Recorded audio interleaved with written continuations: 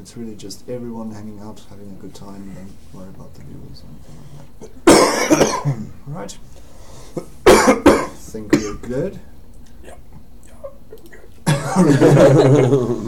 Okay. Hey everyone, Didi from Goblin on the Stick. And we're doing something a little bit different tonight. We are role-playing.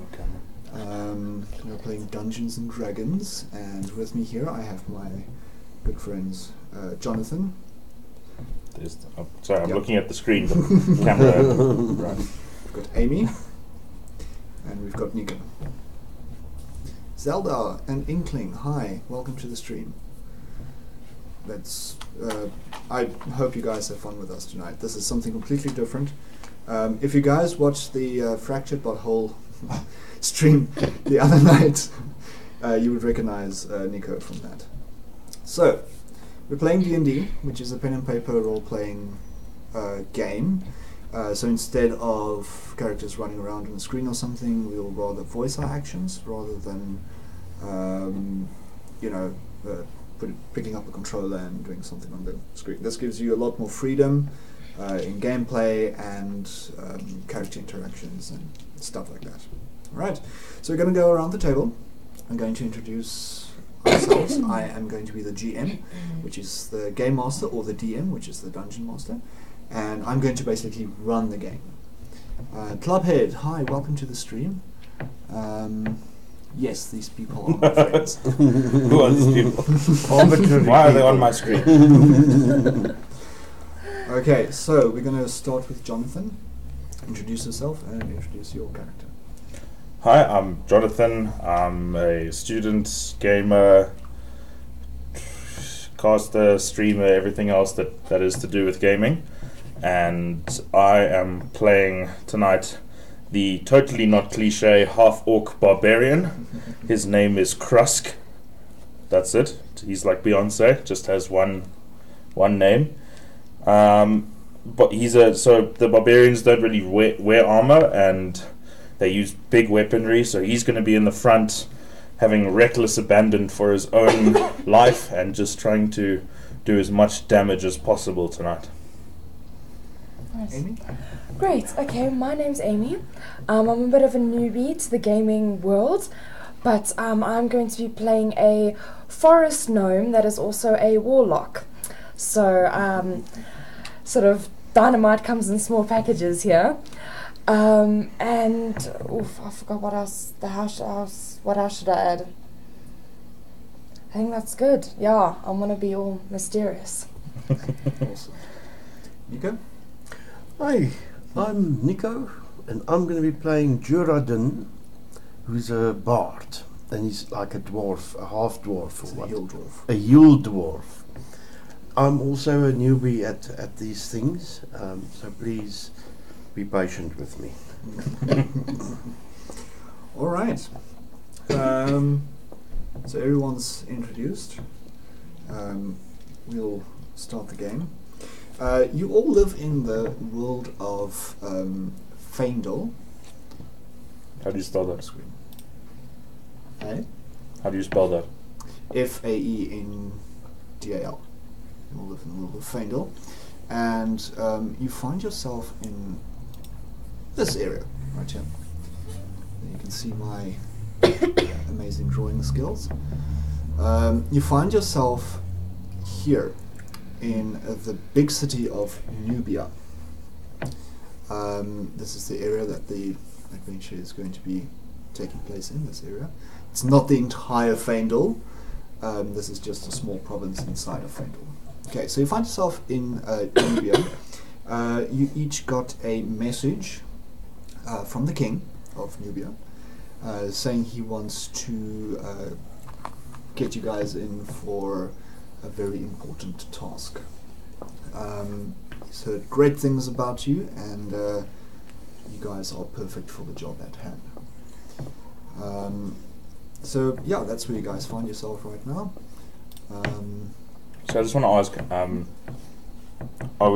is everything we say at the table in character, or is there a special signal we use to talk out of character? Usually, I think the most generic thing is putting your hand against your head if you want to go out of character. Yeah. Okay. Mm-hmm. Otherwise, you can Clubhead says, is this on PS4? Yes, actually. It's on PS5. The graphics are fucking amazing. Okay. So, you all enter the castle, more or less at the same time. You kind of walk up the steps and you give each other a sort of a glance, going, oh, you too. Okay. I'm not the only one, damn it. The guards open the door for you. There is a guide that swiftly takes you to the king's chamber. Well, not his chamber, his throne room. The chamber would be a little bit weird. So, yeah, you arrive in the throne room. It's a huge area, of course. Big, sparkling white pillars hold up the very, very high ceiling. The crest is displayed everywhere on any kind of flag possible. And way over there, about, 100 feet away, is a chair, or a throne, made out of what you can only assume is some sort of pearl or white stone or something. So, yeah, that's where you guys find yourselves. Sorry, I just want to ask, excuse me, sort of this area of Faendal, is this all our home? I mean, I just want to know if I need to be sort of... Yeah, so Faendal is it's basically the continent that you guys live in. Okay. Okay. No one really knows how many land masses there are on the plane that you find yourselves in. But yeah, Faendal is basically the continent. Basically think of Faendal as big as South America. Okay. Maybe not specifically the shape, but more or less the Size. size of South America. Okay. Inkling, we are all in the same room. Yes, we are all in the same room.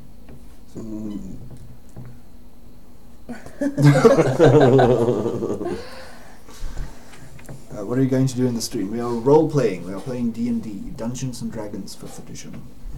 Okay. So yeah, you all walk in through these massive doors. You see what I just described in front of you, and the doors close behind you. You all three stand next to each other. Is there someone in the chair? The king. That was Instagram. Do we know the name of the king? Sorry. King Forenbold. The Great. Far and bold. It's like Lord Farquaad. Actually, there's... I'll tell you later. Okay, so Krusk is going to... What's the space between where we're standing and the throne? Are there steps, or is it on the same level as the... It's basically the same level until about 10 feet or so. Yeah, 10 or 20 feet or so in front of the throne where the steps go up, and there sits the king. Okay. Is there anyone else? Like, does he have a steward there? He's got 2 guards Next to the standing throne? next to him, yeah. Okay. Well, Krusk will stride up to the steps, I guess, about 10 feet away from the throne. Kneel, and he'll unsheath his great axe and offer it to the king. Alright. The king looks at you and simply nods. Maybe? Goodness. Okay.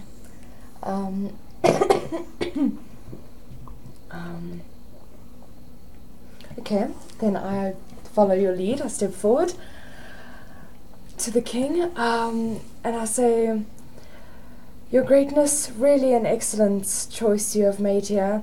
I do offer your service, my crossbow, my hand axe, and my daggers. Offer you to command." He looks at you and nods. I also stroll up. Very. Oh, you don't have to do that. Very stately. Okay. Walk nicely. Very From- fear and that's it. Oh, okay. And also kneel down and My lord, I offer you my rapier in the services of my dagger.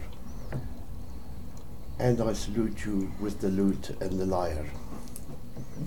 And I kneel down. Alright. He looks at you and nods. Okay. Inkling, Jonathan, Amy, and Nico. Does he... Inkling, do you mean our character names or my actual given my slave name? I should probably write those down. Yeah. Yeah, I didn't actually say mine. I've already forgotten the character names. Amy, what's your character name? My full name is Loop Motanakle. I can spell that for you. Good. I will just... Just call it Loopy. No, it's just Loop. Thanks. okay. And Nico, your name is Juridan. I sound like medicine. I was going to say you sound like Mirrodin. That's kind of where the name came from. Okay.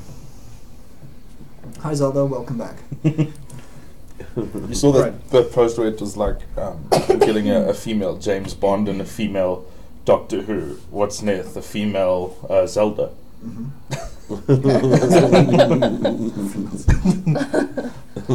Oh my gosh. That is terrible.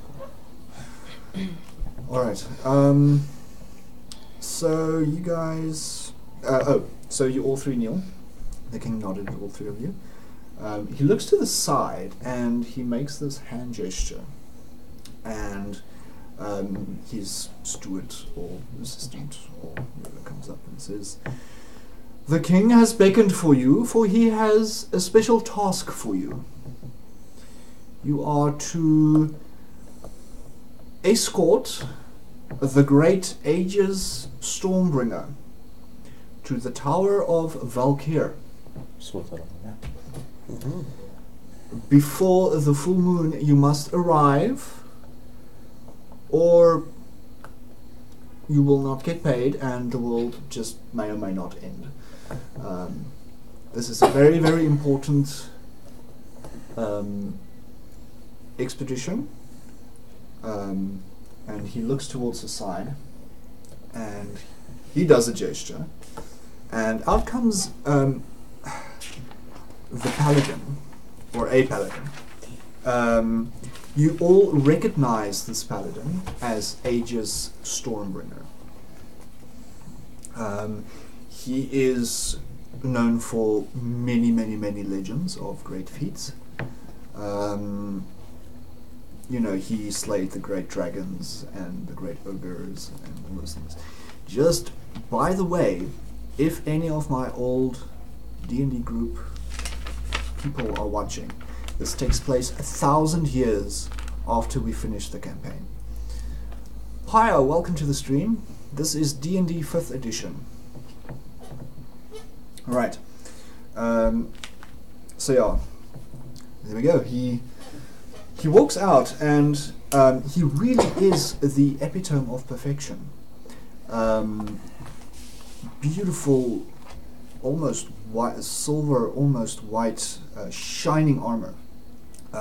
As he kind of walks by, a piece of sunlight coming through a window kind of reflects against it and blinds you. You're like, the light. And he goes and he stands in front of the king, and he goes, "Greetings, travelers! I am Aegis Stormbringer, and you will accompany me to the Tower of Valkyr. It is not necessary, but the king insisted that I take a party with me, for I am so important to fulfill this great task." And yeah, that's what he says. He just kind of stands there, staring at you now. Is the steward still there? Or the steward left. Okay. Cross turns to the king and says, "When do we leave?" The king looks at you. He looks at the paladin. The paladin says, We leave as soon as you are ready. Indeed. Any time you wish. As soon as possible. Well, the dwarf is ready. What say you? Aye. Ready? Alrighty, let us leave. You all leave the castle, go down to the stables, where you each find, well, you find a horse for the little gnome. They give you a very nice little pony. Thank you.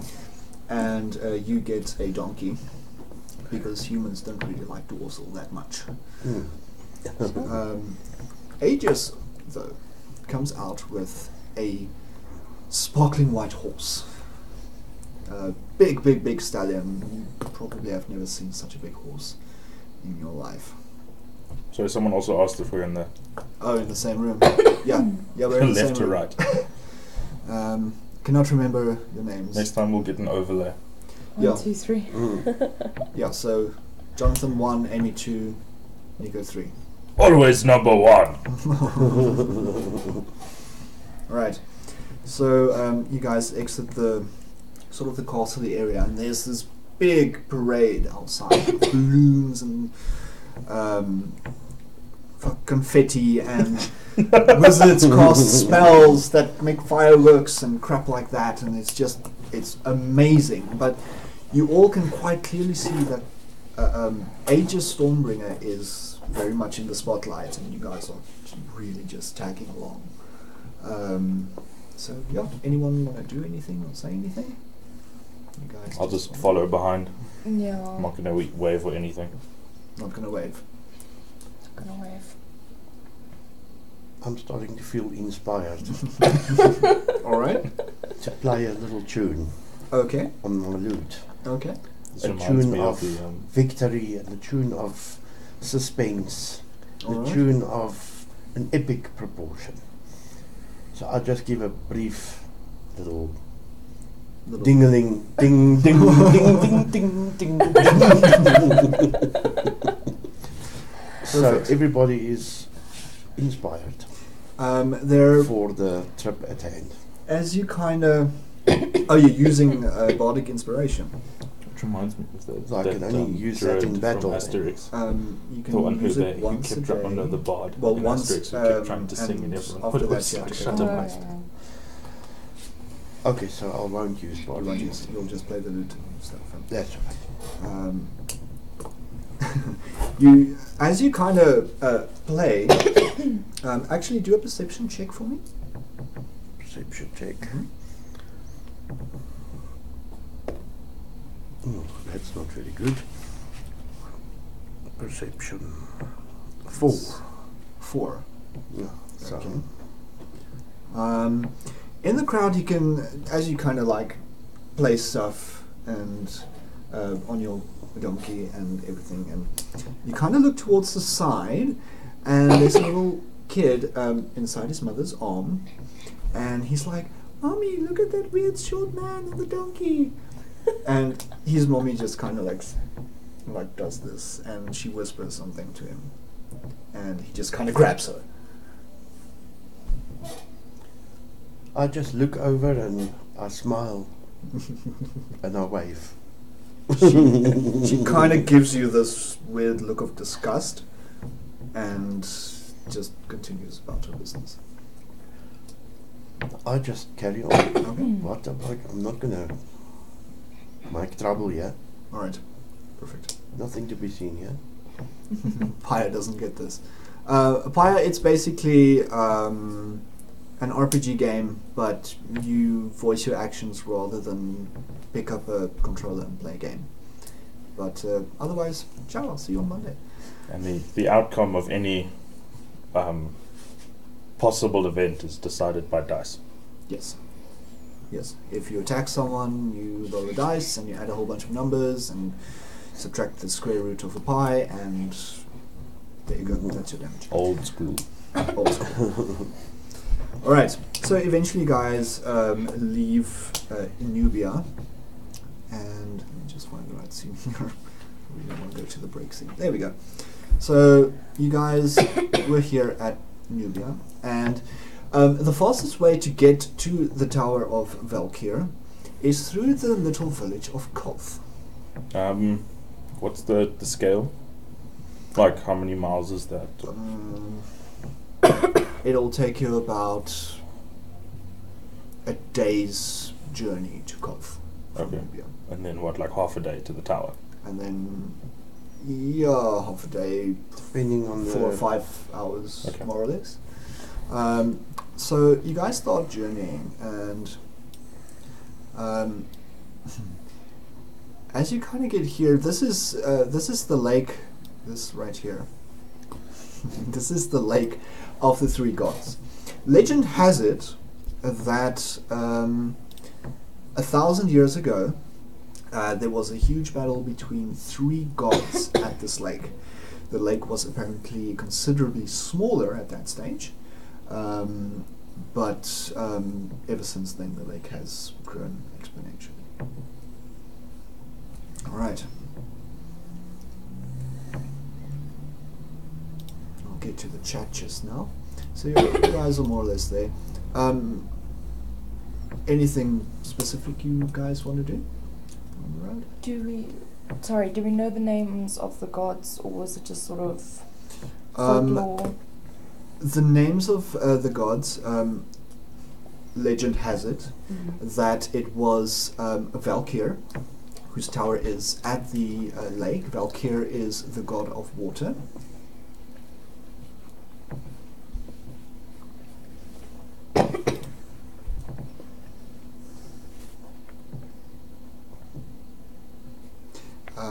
Hoth, the god of darkness.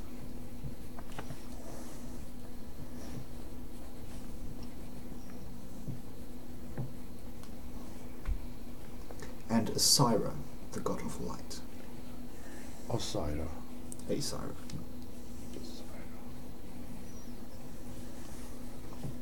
And they were all fighting against each other. They all, well, legend has it Yeah. that they all fought against each other. Also, legend has it that there is a bunch of ruins at the bottom of the lake, which is Submerged. which is submerged, which is, of course, as legend has it, why it was a village near the lake which got flooded. It's Hoth, Hoth. Like the Long Star ago Wars became planet? number 3 the hero. No. Alright. Everyone please roll perception. Let me just switch back here. So you guys are more or less halfway between Nubia and Kolth. 20. 20. 20? 0. Oh, you have -1 to perception. I'm in a world of my own. The donkey's neck is a little bit higher than you can see. You kind of just trust it to follow the others around. So as you kind of walk walk on the road with the donkey, you just kind of like this way, and then you kind of like do this. You're like, okay, now wait to the left a little bit, and to the right a little bit. Your main point of focus to keep in line sometimes is the huge feather on top of Aegis's helmet. I almost just said Farquaad now. Just turn this shit off. Alright, you two notice that in front of you in the road, more or less, is what seems to be a rat. But it's not your standard sized rat. It's about as big as a Jack Russell. It also has a blue collar around its neck. It runs up from the side of the road, runs up into the middle of the road, and looks at you and kind of stands on its hind legs, almost as if it is asking for food. I almost just said Farquaad again. I think we should just call him Farquaad. Aegis kind of looks at it and goes, "Filthy beast." He just kind of walks around it. He just kind of stares at him like that. And in which order are you guys traveling, just by the way? I thought I would be in front of Aegis. Okay. And then Oh yeah, I'll be behind Aegis. Yeah. behind And Aegis. I'll be the caboose at the back. At the back, of course, yes. Okay. So yeah, you guys kind of see this oversized rat standing like this in the middle of the road. It's got a little collar, like I said, a little blue collar. If you look closely, you'll notice a little bell, and it's very dirty. It's full of mud and little pieces of leaves and crap like that, twigs, dead bugs, and what have you. It's just kind of standing there, looking at you. So, Cross, you've already gone past it then? Yeah. Or, okay, so I, because I'm a forest gnome, can speak with small beasts. So I am going to, through sounds and gestures, communicate simple ideas. So, yeah, I'm basically just going to ask it, What's up? yeah, why does it look like that? I mean, it's obviously sort of someone's pet or something because of the collar. So, okay. It kind of looks at you and turns its head like this and goes, Which translates to? which translates to which translates to no house, no food, please help. Owner dead. Oh, crap. Presume dead. Probably dead.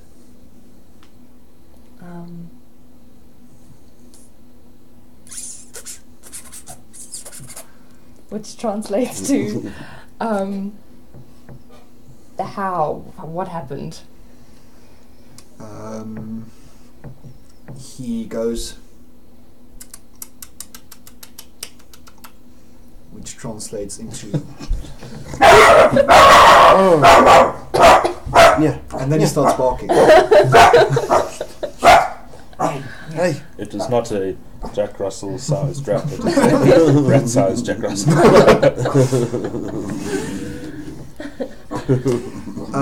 Which translates into Hoff. Oh. Okay. Simply the word Hoff. Interesting. Okay. Have you been telling us what he's been No, telling not you? yet. Not Oh. yet. I'm still galloping along in front of Aegis. So you two are just. Yeah. Can I pick up the rat? Will it allow me to pick it up? You can climb off your pony if you like. Do you have animal handling?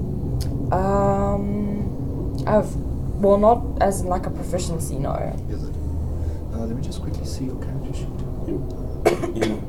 Nico, he wants to know if you're French. If I'm French. Yeah. No, I'm German. Germanic. Okay. Man, I thought in. Oh, okay. Well, then no, I'm Afrikaans dash English. Do an animal handling check. Okay.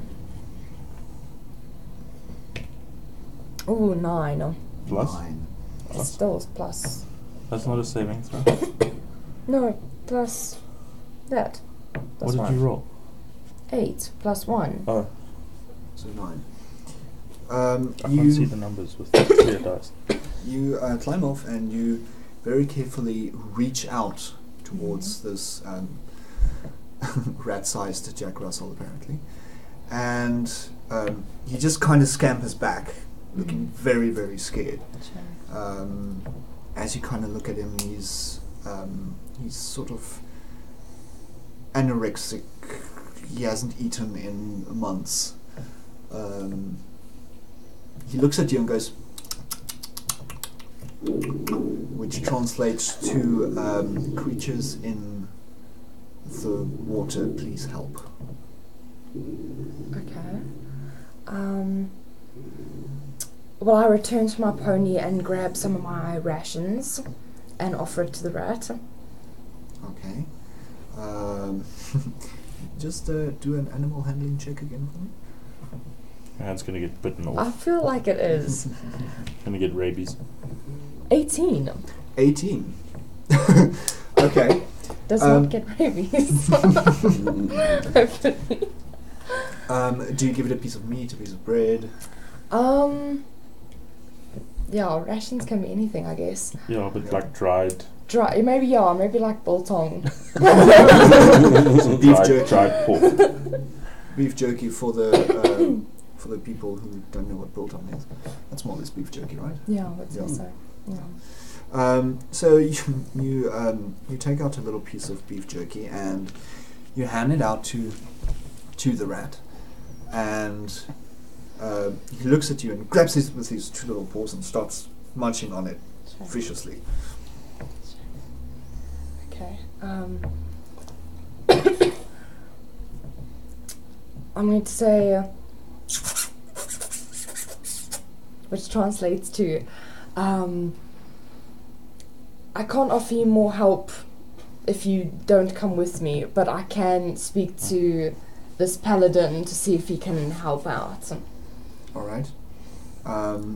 He looks at you with the beef jerky still in his mouth, and he starts coming towards you slowly. Do another animal handling check. I thought you were taking my dice. Who is the magician? I don't think anyone here is a magician. 19. 19. All right. The closest we have to a magician is the bard. This guy. Okay. All right. 19, you say? Yeah, totally. All right.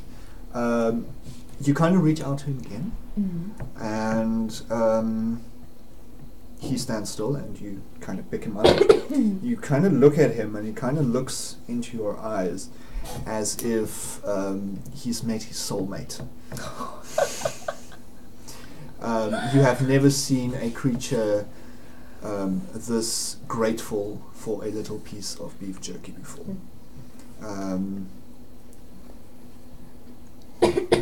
Do a perception for me. It's a demonic rat. I'm wondering 16, about this rat. 16.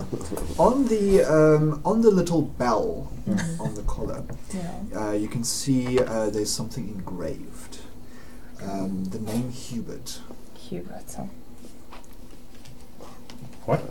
Hubert. Hubert. Hubert rat. Don't judge me, it's one of my previous players. Pet rat. Okay, great. Okay. Can I, with the rat, get back on my pony and try to catch up to Aegis? Sure. Okay. What are you doing with all of this? I'm very suspicious of all of this. Alright. I look at this rat and I'm wondering about rabies.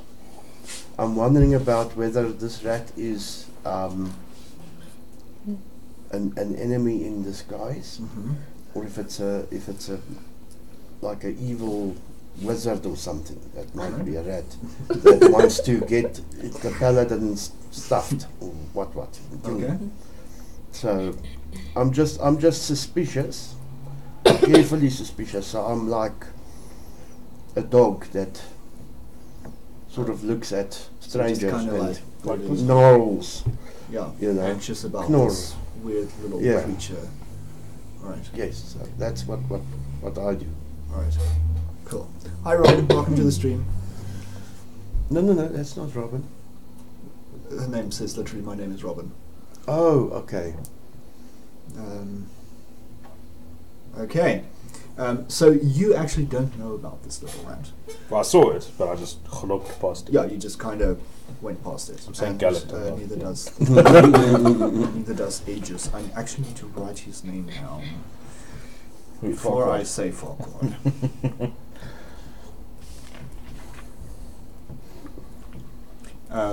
When I created the Paladin NPC, I couldn't get a proper name for it, and Farquhar actually sort of like, you know, It was in the passed my back of your and mind. It's like, no, Farquhar doesn't exactly say Majestic Paladin. Right, Inkling, Afrikaans, Afrikaans, and English. Alright. Anything else anyone specifically wants to do before we get to Kolf? No. Okay. So that's it for the rat. I mean, was I able to catch up to Aegis to let him know what happened, or? If you want to catch up to Aegis and let him know what happened, you can. Yeah. Otherwise, you can just really carry the rat with you on the pony. I don't think he wants the rat with him. No, I don't want to give him the rat. I just want to be like, look, Okay. something's happened along this road, obviously. Recently. Okay. Fairly recently. Yeah. Okay. So you kind of, this little pony kind of has to gallop past with a very angry orc. And do a perception check for me, Jonathan. Oh. You're going to squish me. Wait. She got past me. Yeah, with I'm in front of Aegis. No, Aegis is way in the front of the Oh, okay. Yeah. No, he's way too important to not be in the front. 13 plus 2. 15. 15. You see a little gnome on a pony gallop past you with a very large rat sort of sitting in front of her, clinging for its life on the pony. It's like just kind of past you there. So you go up to Aegis. Great. What is his title again? Stormbringer. Okay. Aegis Stormbringer the Great. Please hear me. I have just received horrible news that folk from this area have recently been attacked by the god Hoth. Aegis stops in his tracks and looks back at you and says, Hoth is a myth. The gods don't exist. I merely do this as a form of tradition. Don't tell anyone I told you that. Okay. I just sort of let him walk past me. Now get rid of that filthy little beast. So rude. As he kind of... So rude. I say to myself.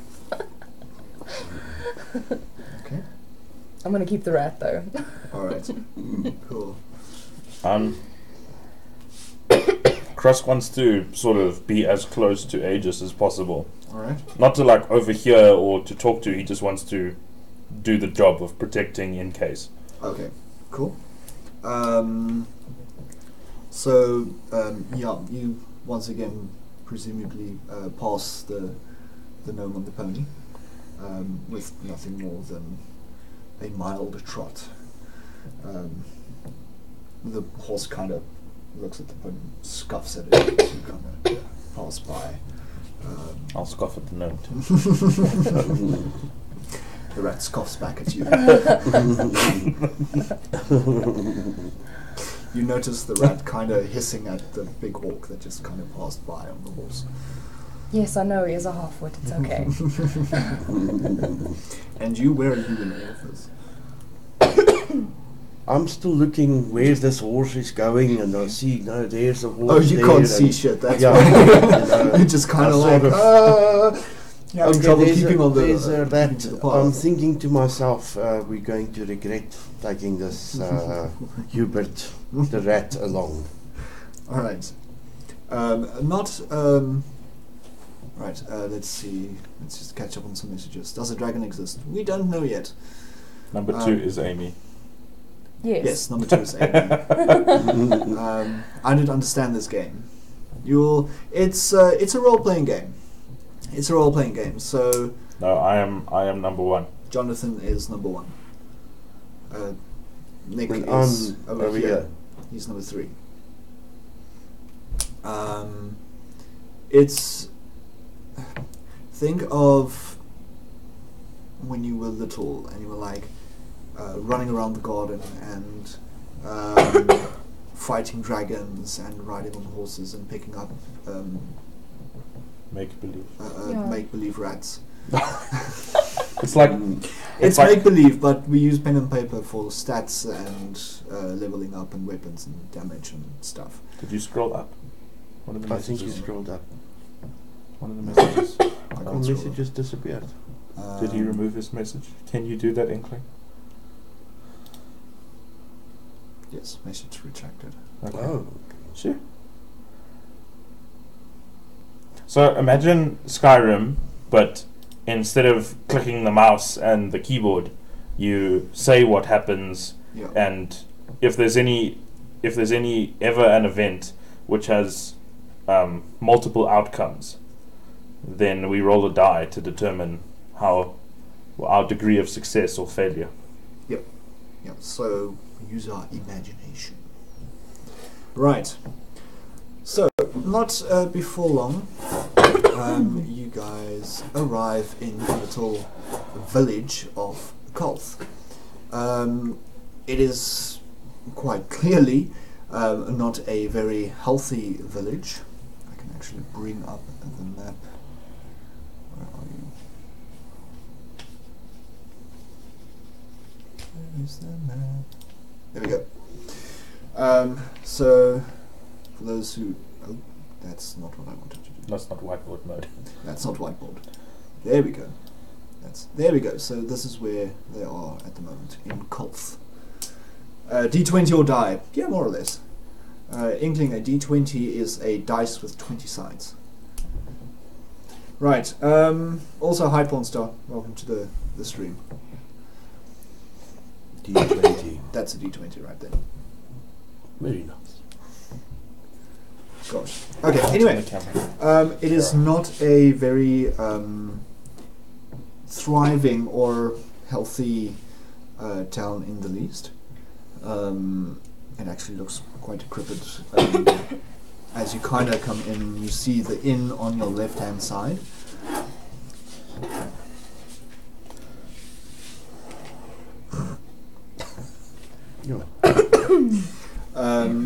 And it sort of like hangs on one hinge, you know, and like creaks Does it as have a the wind name? blows. Okay, Does it have a name? Kolth Inn. Okay. Is that the? Are we talking about the board? The board that says. Yeah. is that The The sign. sign. Oh, Yeah, okay. Yeah, the sign. Okay, so it looks, you know, there's no real grass. It's all sand and mud, because apparently it rained recently. In the middle, you can see sort of like this big pyre where you could only assume many village festivals took place. So yeah, as you kind of walk past the pyre, well, as you kind of stand by the pyre, which is sort of more or less in the center of town, if you stand with your back towards the inn, so right in front of you, you see a big house, sort of like a big building, which you, yeah, it's a big building. Toward your left is little houses, not in very good states.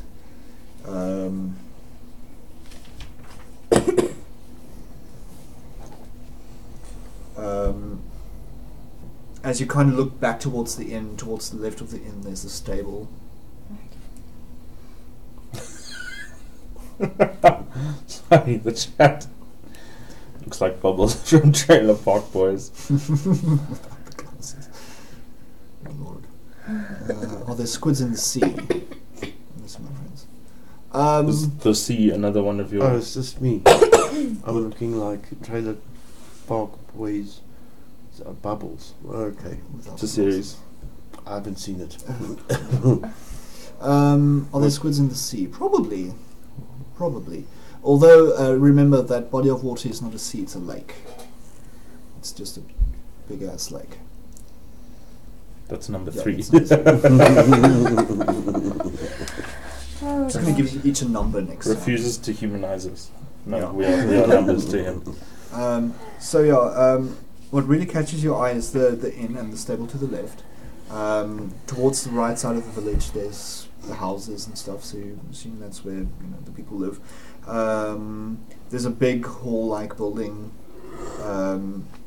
towards the north of the sort of village, and furthermore, between the hall and the stable, you can only assume are the little shops, which sells various little bits and pieces.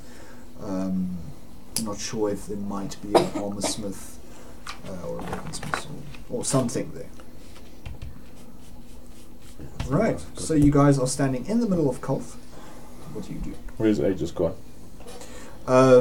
Aegis is very, very disgusted with what is going on here. He's heading towards the inn. He looks towards, as he doesn't even say anything, he just kind of turns around from the middle and he heads towards the inn. Have our horses been stabled? Not yet. Okay, I'm going to go take my horse to the stable. Alright. Amy? While I'm leading my pony to the stable, I'm just sort of gonna chat to Hubert a bit and just say, Is the rat's name Hubert, or is just... the name is Hubert. But the bell was just engraved Hubert. We don't know if that's the owner or... Do you put your name on a cat's bell? I could. Put your cell number. Sorry. That's true, but I'm guessing it's Hubert. Okay, so I'm gonna call it Hubert. Basically, did probably half visit this village as well. Is this the same village that he's from? Hubert looks a little bewildered and scared. Okay. He looks at you and goes, which translates to danger. Okay. Alright. So you're heading off to the stable as well. Yes. Right. What are you doing? I'm taking my horse to the stable. I'm following. Okay, so all three of you are basically going towards the stable. Yeah. You kind of, instead of going straight to the stable, you kind of you kind of look towards the side and go, okay, cool, a little bit to the left, a little bit to the right. That's right. Go forward. The donkey walks into a couple of signs on the way there. It's clearly more blind than you are. The humans really are. Is this evening? It's late afternoon. Oh, okay. Yeah. You all basically arrived at the castle early morning, say 8-9 o'clock. It is now about 4:45-ish. Okay. Right. So that's it. Let's just wait for Jonathan to come back, and then we'll continue. As you guys kind of stand by the stable, and the stable master is sort of taking in your horses and jotting down your details on a very, very rotten piece of paper. Probably took it out of his pants or something. You don't really want to know, but you don't think he's going to have that same piece of paper tomorrow. Yeah.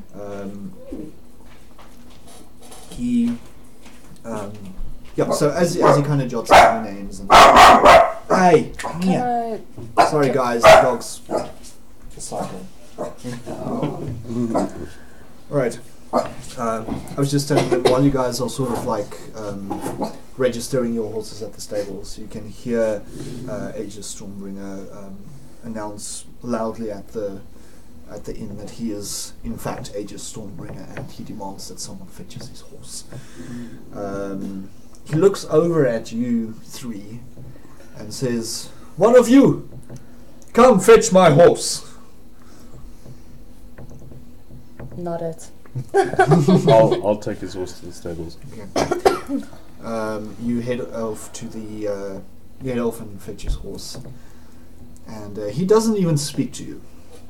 He just hands you with the reins, and just kind of turns around and walks into the inn. You take his horse back, and yes, we are at my house. You kind of take his horse back, and as you register his horse, you can hear him proclaim loudly that he is Aegis Stormbringer, and he demands the best ale that this village has to offer. And alright, that's it. You guys are at the stables. What do you do? I'm going to once putting the horses inside, I'll walk back into the inn. Okay, so you're heading back to the inn. Yes, I'm gonna kind of tail Aegis just to make sure that I do the job, even if he does get annoyed at it. Alright, cool. So you're dedicated. Amy? I'm going to chat to the stable master. Alright.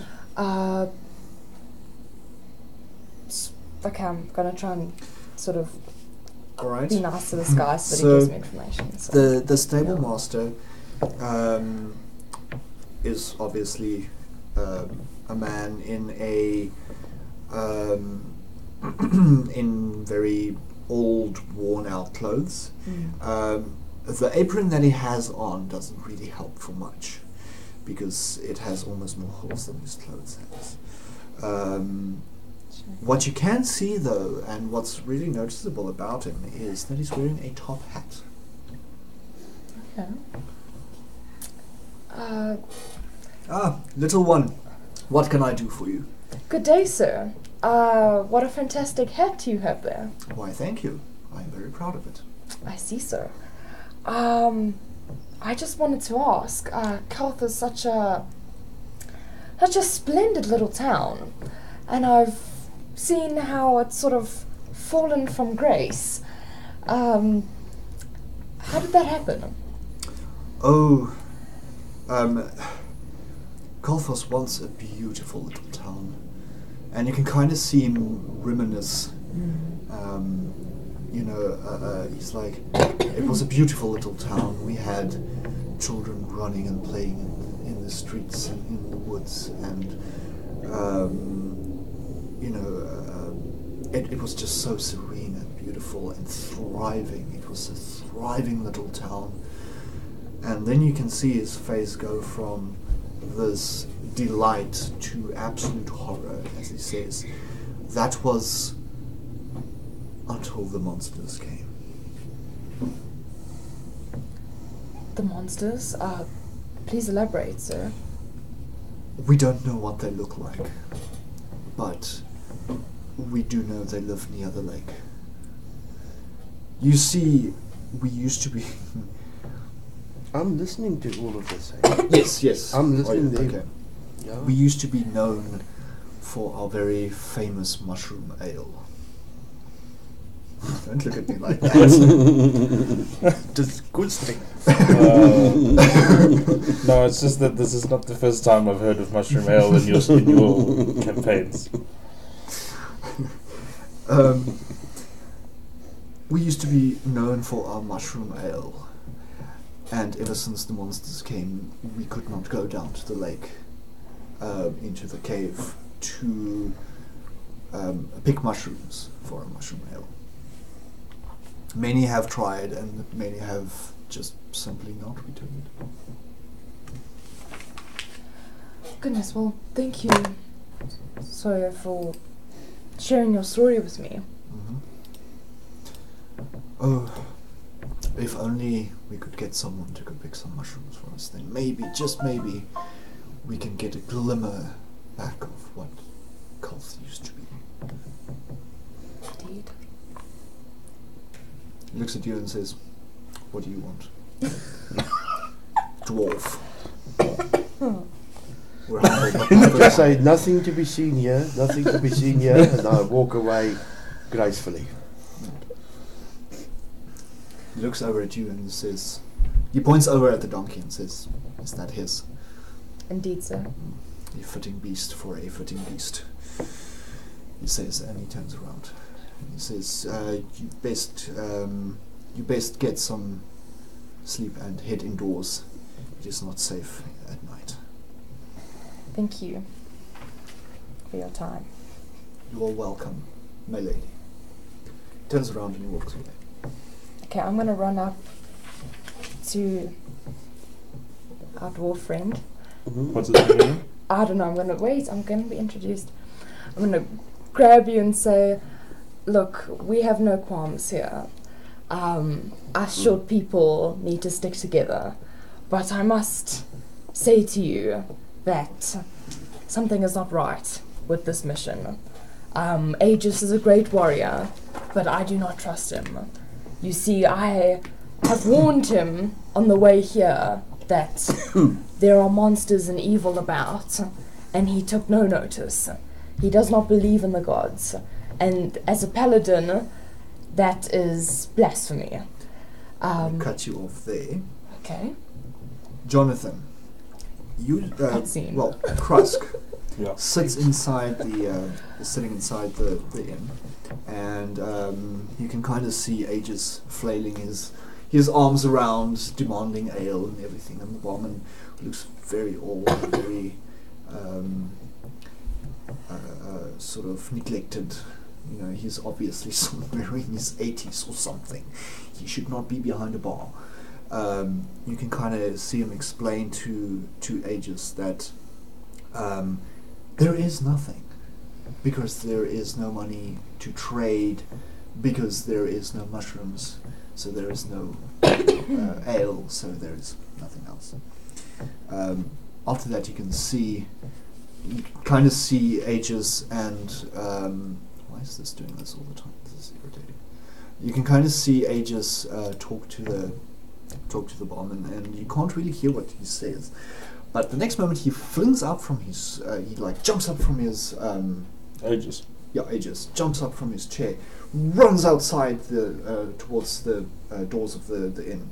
You two, while you're saying this to Duridan, you two both see Aegis burst out the indoors majestically. One goes flying towards the side because the wood's rotten. He goes, "Mushrooms! Come, my fellow adventurers and dwarf. We are going to pick some mushrooms." Goodness. Okay. That sounds like Right. an interesting idea. Are you not excited? So Krusk inside just like looks at the doorway and looks back to the barman and then gets up and lumbers The barman after just him. kind of strikes. He's not entirely sure what's going on either. Aegis steps out onto the sort of like balcony porch area of the inn and says, "One of you fetch my horse." We're all We'll look looking at at you. Krusk. Goes and gets the horse and mine at the same time. All right. So bring over the two horses. He he kind of goes down the steps and looks at the sand and looks at the horse and looks at you. And he looks at the sand and he looks at the horse and he looks at you. And I leave the horse there and walk away. All right. He looks at the sand. He looks at the horse and he looks at you. Oh my goodness. Yeah, I'm gonna go fetch my pony. So. All right. He looks at the sand. He looks at the horse. He looks at you. And I say to him, "My dear Lord, what is your problem?" What is the problem? He beckons you over. He doesn't say a word. I walk over, but to within safe distance. He looks at you. He looks at the dirt and he looks at the horse. He looks at the dirt. He looks at the horse. He looks at you. I take off my cloak, but I whisper, I say, under my breath, I say, "For goodness sake, in the name of all things sacred." And I take I've got like a little, what do you call it, on, Cloak. robe, Yeah, cloak, your cloak. and I put the cloak down neatly on the sand. He And I looks- say, "My Lord." He looks at the cloak, he looks at the horse, he looks at you and says, "Well, I guess it's better than stepping on a dwarf." And he kind of walks over the cloak and he climbs on his horse. What are you two doing? I've gotten on my horse and I'm kind of waiting at the outskirts of the town, watching the scene, just waiting Alright. for Aegis to get on his horse. Okay. Yeah, I'm just getting my pony. So. Yeah. Alright. And you? I take my cloak and I nod at Aegis and I walk proudly over to my donkey and I'm on my donkey and I'm starting to walk quite donkey walks So you kind of over to kind of crops. waddle over to the rest. Yes. All right. Well, Aegis is kind of waiting in the middle. So as soon as he sees everyone's kind of gathering, he heads towards the entrance of town. And you kind of go down to the southwest here on an undocumented dirt road. So It's not the white one. yeah, there you go.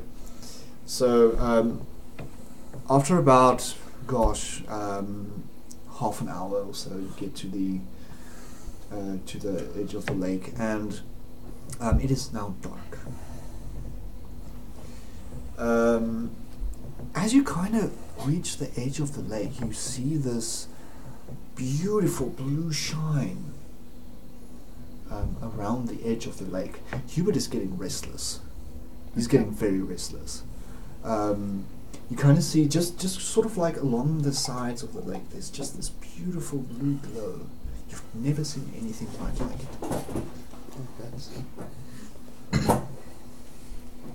He looks at you, at all of you, and says, What kind of lighting is it? Is it like dim? It's dim. It's dim. It's more just like a glow. Okay. Then Aegis lets go of the reins of his horse. He looks at you in three and says, "We need exactly 9 mushrooms. Go forth and pick me some mushrooms."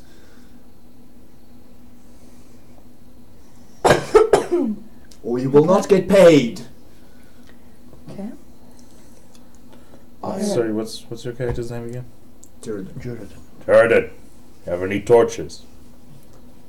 Do we have torches? You're a dwarf, so you have So dark should vision. I? So you generally don't have a problem seeing in the dark. So no. Okay. Do you not have dark No, I vision? do have dark vision. Okay. Okay. Unfortunately, no torches. But these eyes are good for the night. And I say, let's go forth, as his master bids. Come on, chop chop. I think I'm going to leave Hubert with the horse. Just With because. the pony. With the pony. Sorry. Yeah, With the pony. I'll dismount and start walking towards the shore. Okay. As you kind of get off and leave Hubert on the pony, you can see he kind of tries to climb up on the neck and then on top of the head of the pony, but he's just a little bit too heavy, so the pony kind of does this and he falls off and he like scampers back on top of the pony and just kind of goes and sits on his hind legs on the back of the pony. Okay. And he looks at you with those same eyes he looked at you when you first saw him. I thought you were going to say that he tries to like grab the reins and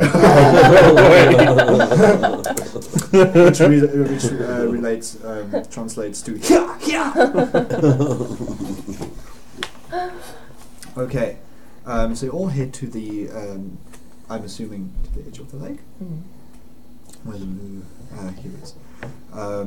You can kind of see the blue glow comes from these mushrooms. Oh. Alright. are they known root shaped? Are they? Known root shaped. No. So are they just all along the shore? Yes. Okay. Well, I'll take out my dagger, I guess, and try and unroot one. Alright. You unroot one, and it's not too much trouble. It comes up quite easily. I'll also just crouch down and start. So you guys start. Plucking. I start plucking, but I notice I say to my friends, this is quite a beautiful sight. I must remember this for a future song. Ah. By Nice. the lake of the 3 gods. Wake of the 3. That is what the name of the song will be. But let me just carry on Okay. knipping. I'm going to give you inspiration. Mm-hmm. Basically what inspiration does is whenever you roll a d20, You can use your inspiration once, Mm-hmm. and then you roll 2d20s and you take the highest result. Oh, okay. Okay, so you've got inspiration. Oh, thank you. Okay. So whenever someone plays Role according to plays their well. character, not I can only do it once, no?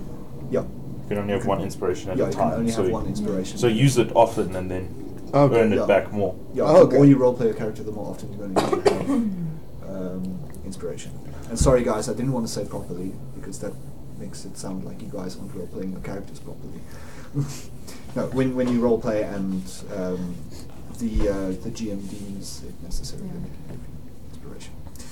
Right, so you all pick mushrooms. So you're all standing there with the mushrooms in your hand. You put it in a satchel or something? Saddlebag. Saddlebag. Yeah. Great. And then I Mm-hmm. thought I saw something move in the lake. In the But lake. it's dark. It's dark. Roll perception. No, 0. It was but a shadow. Everyone make a willpower saving throw, please. Willpower. Willpower. A willpower saving throw. There's no willpower. There is no willpower saving throw. Wisdom. Wisdom's probably the closest. Oh, sorry, Constitution. Constitution. Yeah, Constitution. I'm going to go with Constitution. 9. 18. Well, Well, no. Constitution 20. 20. Oh. 17. 17. Krusk, you get the undesirable, well, you get the unwavering urge to eat one of the mushrooms. So do I fight it or do I eat a mushroom? You eat a mushroom. You try, it looks alluring. Okay.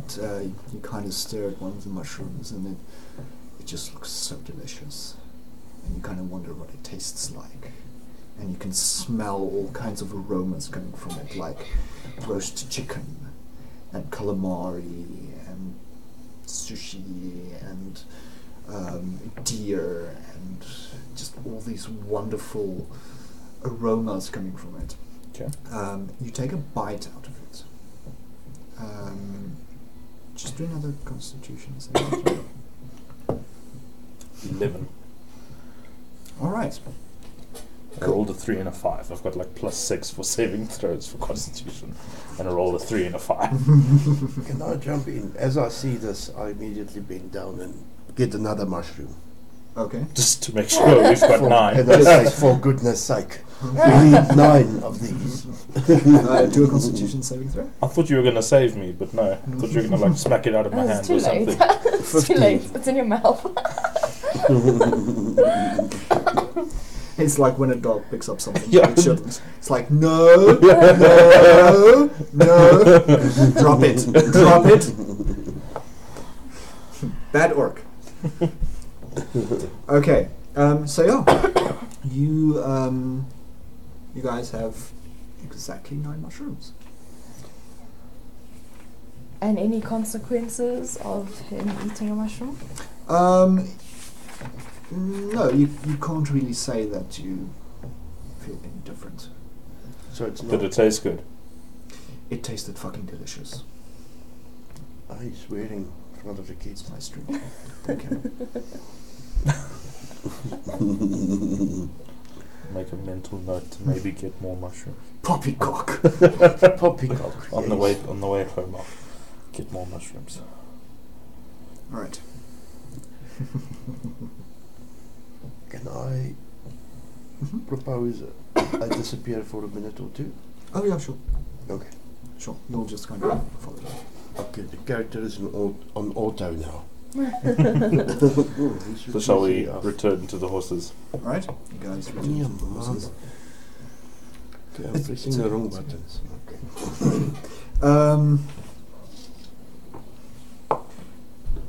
He looks at you and says, "Have you procured the mushrooms?" Yes, sir. He kind of takes his saddlebag and he opens it up and he kind of looks at you and says, "Come, chop chop, empty them into the saddlebag." I'm assuming he does it too. so all three of you into your mushrooms into the saddlebag, and you all start heading back home. Jonathan, about 10 minutes or so into heading home, you kind of feel lightheaded. I'm assuming he's in the back again. Are you guys going in the same order? Yeah, All right. that's fine. You see something strange above Aegis's head. Okay. Strange. What does it look like? It could be. It looks like a little floating light, about E size. Okay, can I like rub my eyes and pinch myself, see if... There are now 2. Okay, I'm gonna like just pull back on the reins and just surreptitiously, not like huge halting stop, but just slow down and get the gnome catch up to me. Okay. Right. Clip, clip. Is it me, or are there floaty things above Aegis's head? I'm guessing I can't see them at all. Okay. What are you talking about? Half-orc? Seeing things? Gosh. Never have I heard of a... Well, this is my horse now. I know. This is my pony. Never have I heard of a half-orc that needs glasses. Push! And I gallop on. You realize that Hubert is... Well, you kind of look down because you felt something running down your legs, and it is Hubert literally crapping himself for some reason. I'm just gonna... Krusk shakes his head and goes, must be the mushrooms, and just will decide to trot on. Right. You look down at your arms and they seem a little bit hairier than before. Okay. Yeah, so you just continue all the way to town. Just continue. No. Alright. So you all arrive back at town, and you all head towards the inn, I assume, with Aegis, where he commands one of you once again. Someone, take my horse to the stables. Okay, before we get into town, is there there's no fountains or anything? No, there's no real big landmarks. A tree here or there, Okay. rock. Okay. Nothing, nothing that, really notable. Okay. I'll take his horse and mine to Right. the stables, and then I'll go into the inn. Okay. Aegis kind of makes sure that he jumps from the horse onto the steps, and then continues inwards towards the inn. And you can, what are you two doing? Yeah, I'll just also take my pony back to the Take stable. your pony back to yeah. the stable.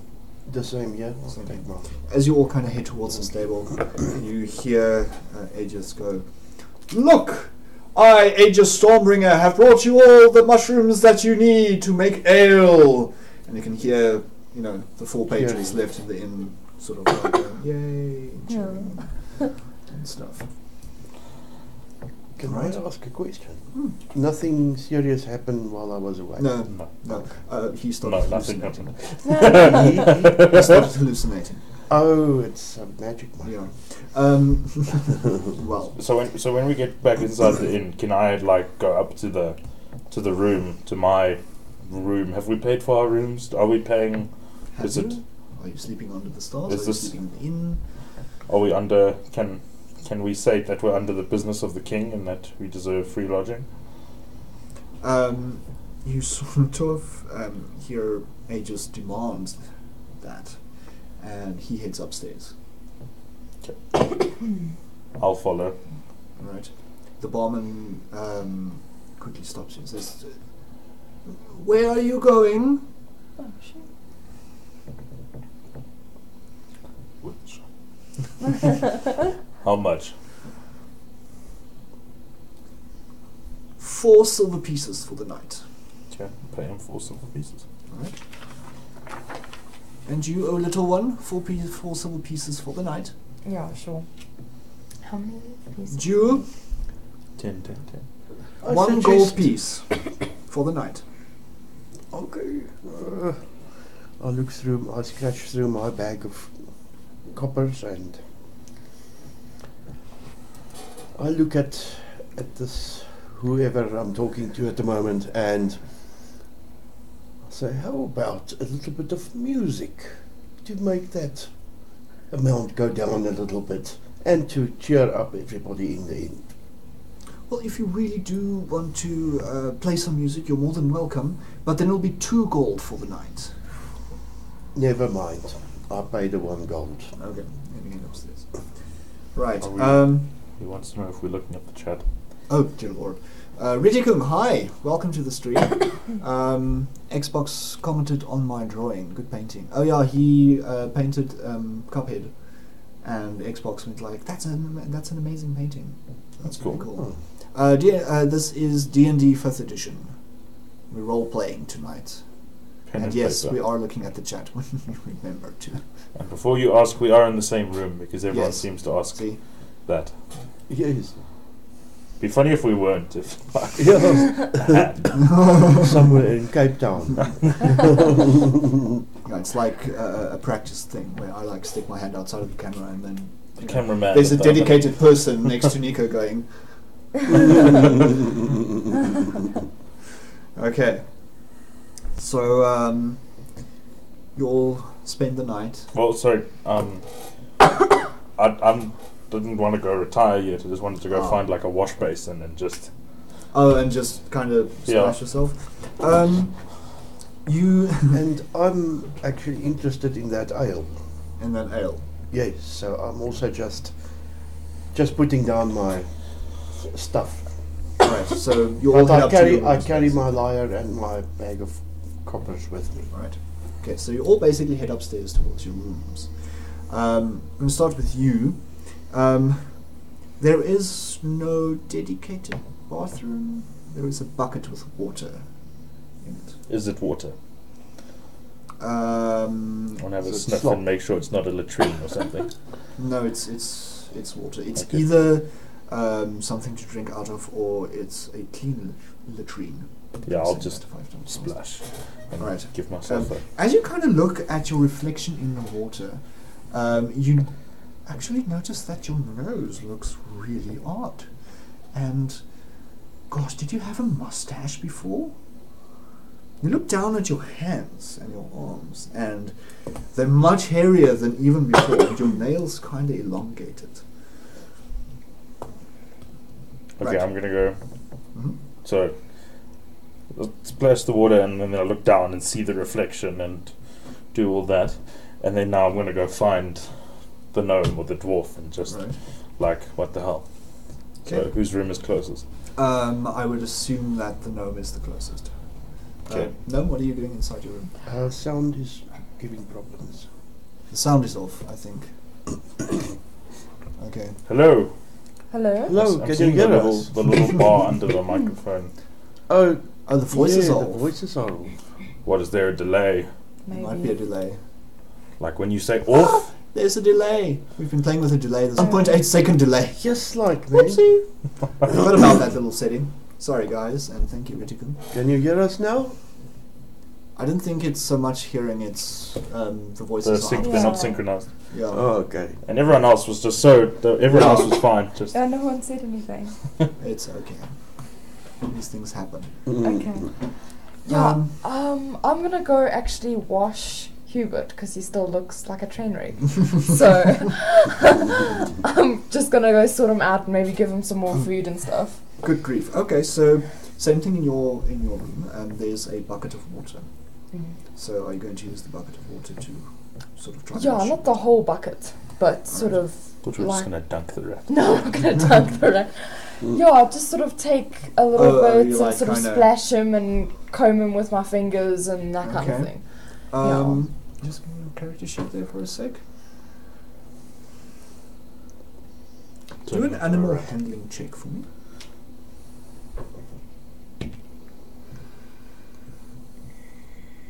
17. 17. Okay. There's a lot of. It's a struggle.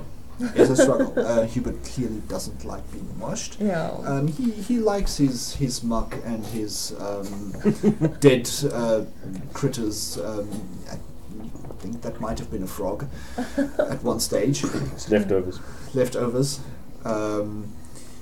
And you find what seems to be a large scale, sort of like from a fish or some sort of aquatic thing.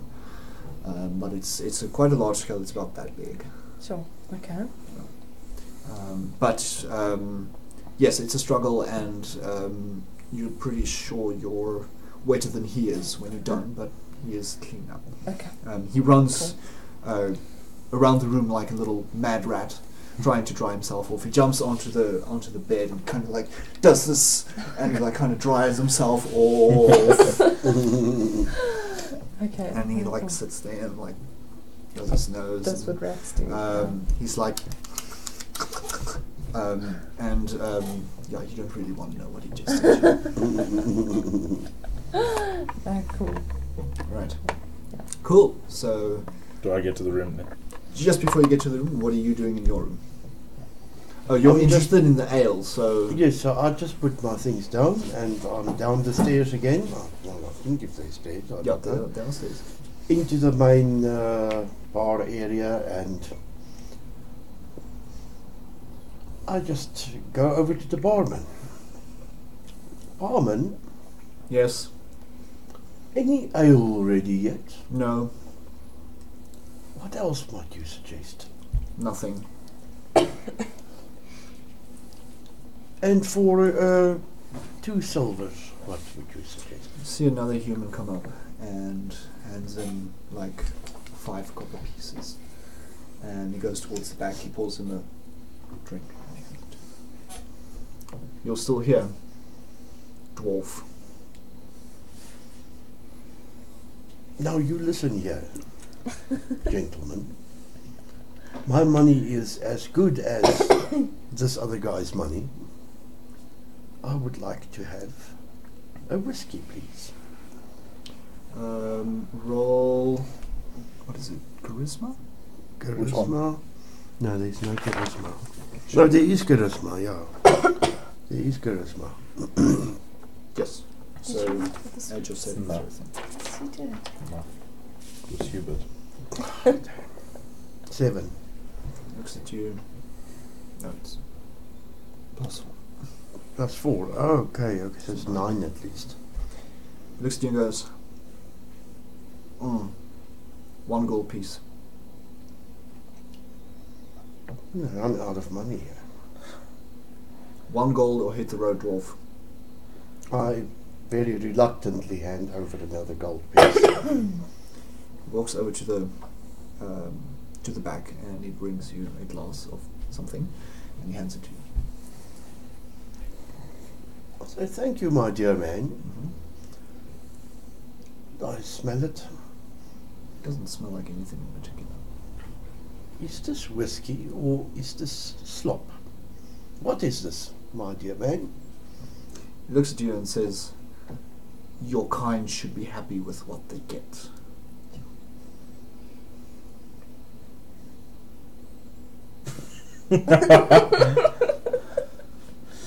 Get back to you just now. You two. So, yes, Hubert is finally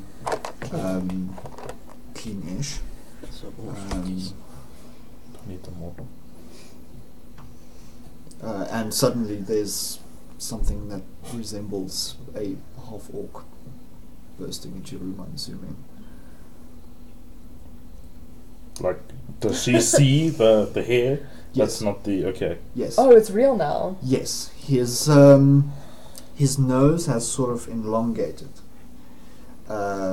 He's sort of, I don't know, sprouted these very thick grey hairs, and his nails are about, I don't know, 5 centimeters long or something. Hubert freaks the crap out. He's standing on the bed with an arched back, going at this thing in the door. Okay. Are you going to say anything? Yeah, I burst in and I'm like, help me. Are you in pain? Is that why you I'm like... guessing so. No pain. Do a constitution throw, I guess. 14. Mild pain, I would say. Yeah. Bearable pain. Okay. Yeah, you're an orc. You're a half orc. You can handle the pain. My goodness, and I didn't think you could get any uglier. Sit. Then I Okay. have a look at you and check the hair and I flick your nose. Well, this may be permanent. Hubert is now standing in the corner with an arched back, Okay. still hissing at this thing in the room. Ask him what's happened. Okay, so I go, Hubert goes, which translates to mushroom.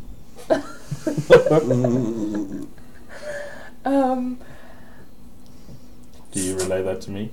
no, not yet, I'm having a conversation Well, here. you would assume that it translates to mushroom. Yeah, Yeah. that's what the mushroom does. Yeah. In rat, that translates to mushroom. Yeah.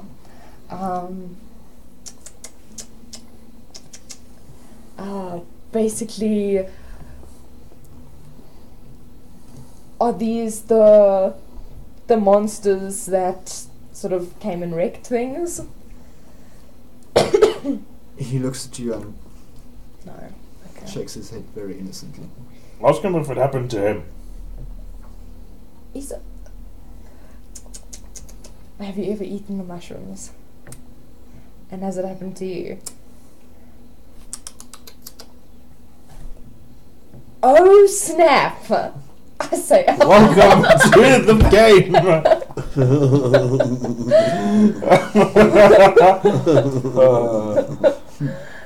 and that's okay. Then I convey to you what he said and say, okay, you're probably going to turn into a rat now. Ask him if there's anything that we can do. What happened to his other people who ate mushrooms? Did anyone cure it or? Okay, I'll translate. Alright. He goes, Yes. There is a cure. What is the cure? he thinks for a little bit and goes, Death. which roughly translate to kill the big one. Oh my goodness. Okay. The big one meaning you, I'm guessing. Ask him if he meant the one with the feather in his hat. I'll translate. No. Not ages. Not Aegis. I'm sure you're bigger than Aegis anyway. He points towards this Krusk. thing Yeah. and goes,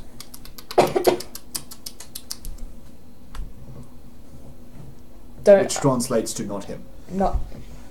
Don't kill him. Okay. Does he mean Hoth? Does he mean Hoth? Well, do you mean Hoth? No. The big one. So we have to find out who the big one is. How long did the transformation take? Do I have hours, days? He thinks for a little bit. Don't know.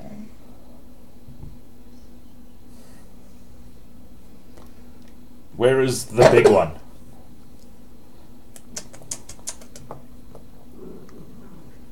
He thinks for a little bit and goes,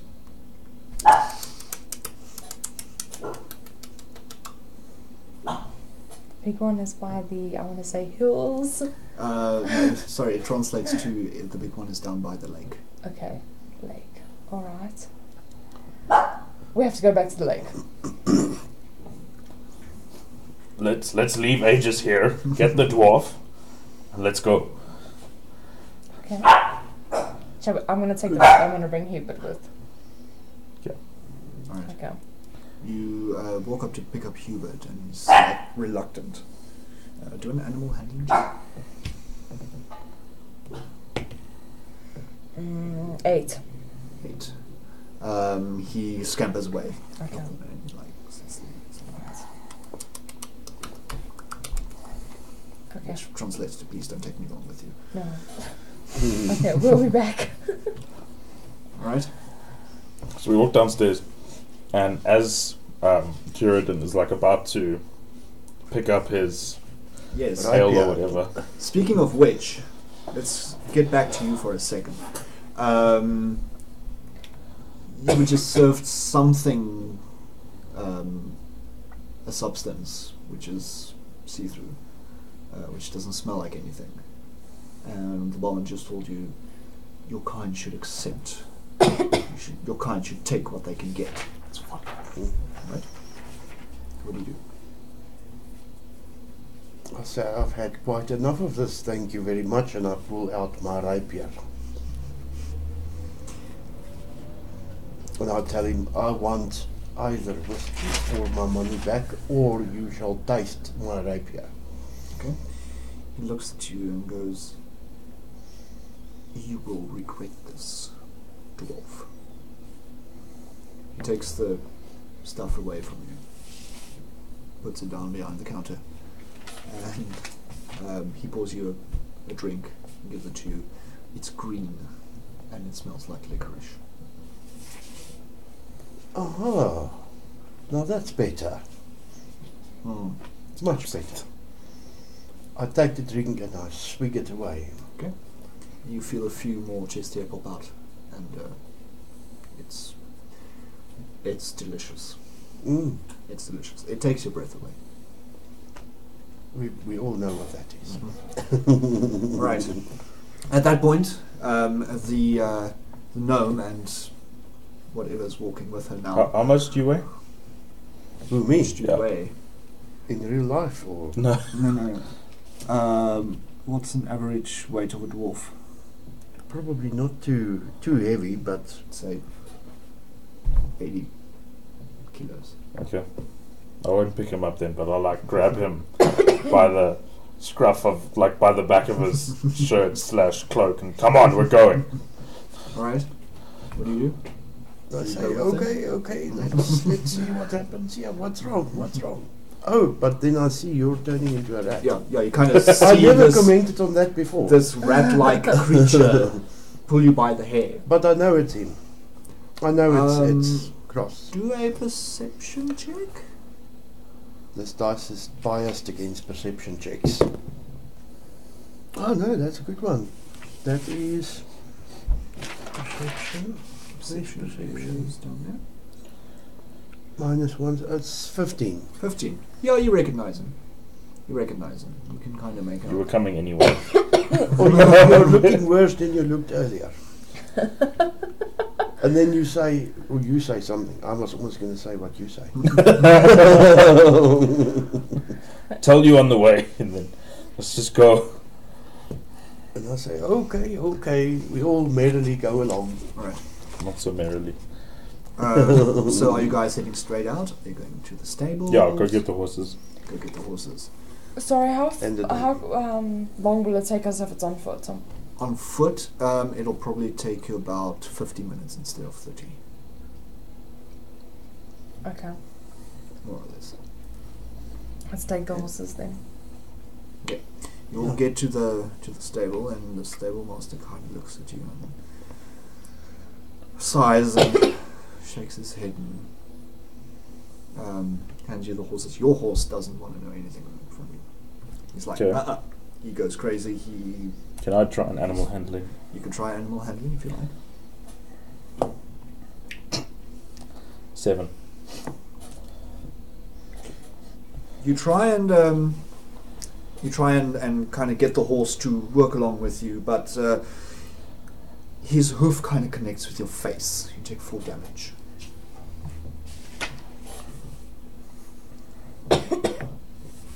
All right. If you didn't have it before, you now have dark vision. No, I did. Did you? Yeah. Okay, cool. So nothing different there. All right. So yeah, you get your donkey. Oh, your donkey is more Amicable. than his horse is right now. Your pony doesn't have a problem with you. He's just won't, sort of work with him. Yeah. It's kicking and flailing, and there's just no way that he's gonna get the horse to. Is this now night time? This is nighttime, yes. How late?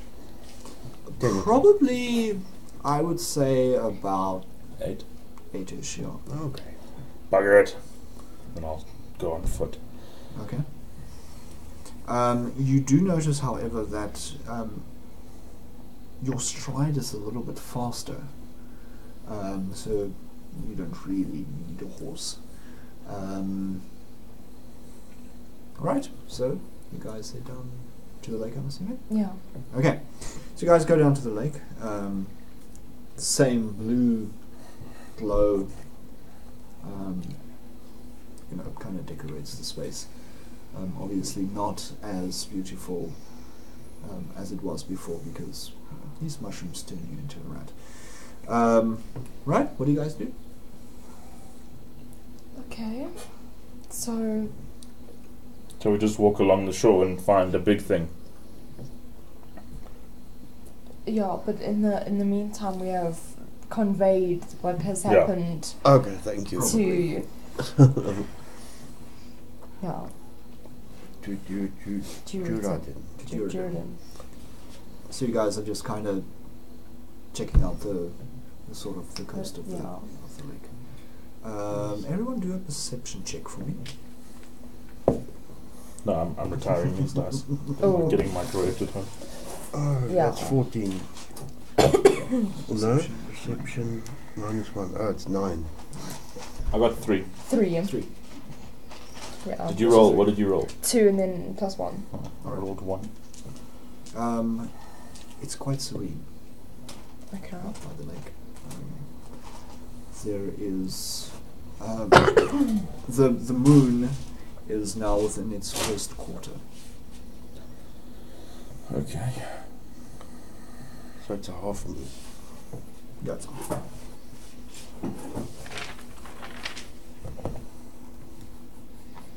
Okay, you don't seem to notice anything out of order from that. You wanted to say something? No, you carry on. That's Okay. fine. Can I take one of the mushrooms and do like would an arcana check give us anything? If they're magic? A nature check would. Would it be Yeah, more nature nature? Okay, can I do a nature check? Go for it. Oh my goodness, I'm having the same problem now. 6 in total. 6. Do you want another d20? No, it's fine. No, the only thing that your sort of that you can sort of pick up is that the mushrooms have I think what is it called, phosphor? Phosphorus. Yeah, phosphorus. Yes. Oh, that, that smell. Yeah, and the same kind of stuff that That's glows fireflies in the dark. Yes. have. Yeah. That kind of stuff. That's all you can really pick up. Everyone do another perception check for me. 18. 8. Sorry. I'm also having a Ooh, problem natural with this 20. thing. Natural 20. All right. You hear a rustling in the grass somewhere. Who was it? Was it you? Who was it? No, it was someone else. Who was telling me about when they were GM, and whenever like the whole party didn't pitch up, and they had to fill in just to keep the balance of the monsters versus the party. And his fill-in character's name was Russell, and there was a rustle in the bushes. Hey, I'm Russell. Okay, back to story. Right. You hear a rustling from behind you, and you happen to kind of scope that area out. you spot the exact bush where everything kind of blossoms. Yeah. Okay. So I, through sign language, beckon for you guys and to come closer, and then I'll point to the exact bush so we all know where it's coming from. All right. I unsheath my great axe. Yes, I pull my rapier. Okay. Whatever. that Yeah, is. I'll poke an arrow in my crossbow. Okay. And I'm assuming you all head towards Yeah. The bush. bush. Yeah. Okay. If it's Hubert, I swear to God. We'll kill that bloody rat. As you kind of get closer, the bush sort of like starts rattling more and more and more and more and more. Everyone, please roll for initiative. You're now entering a battle. 7. Initiative. 13. Yeah. So Where's roll initiative? and then I've plus not 2. been rolling well Oh. tonight. I've had So up to 12. now also. I don't think I've had an up. Amy, what's your initiative? 13, sorry. 13.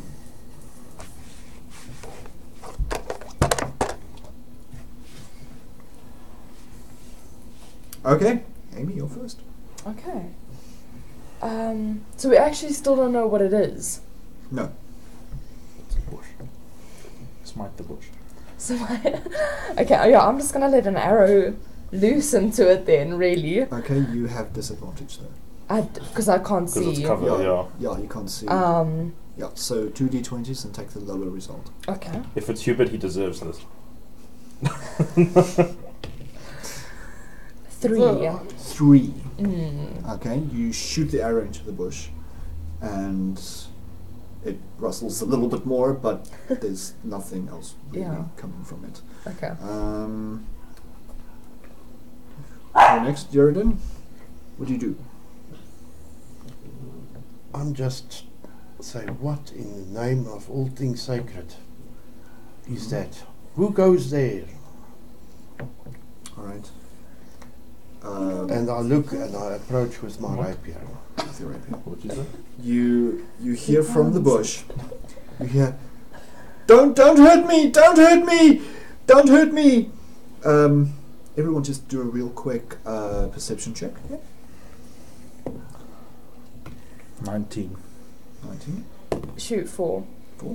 9. 9. Yes, I'm a dumb one. You spot a red feather sticking out of the bush. Are you kidding? Oh, not Was yet. Aegis wearing a... You didn't say what feather Aegis was wearing in his hat. Well, you see a big red feather. Yeah. Was Aegis wearing a red feather? A red feather. It was a red feather. Okay, I'll storm off into the bush to like investigate. It's Aegis. Okay, I'll grab As him. you kind of grab him, it's like, no! But he's supposed to be a paladin. Don't hurt me! That's very... And I'm Aegis, what the paladin-like. hell? What is the Killed meaning you. of this? I followed you into the woods. For what purpose? Well, why are you here? Investigating the mushrooms. The mushrooms? Yes, the mushrooms. They're being used to make ale. Well, Has he looked at me yet? Explain, orc. Whatever you are now. I ate one of the mushrooms, and this happened. Then her rat told us answers would be down here to kill the big thing. I see.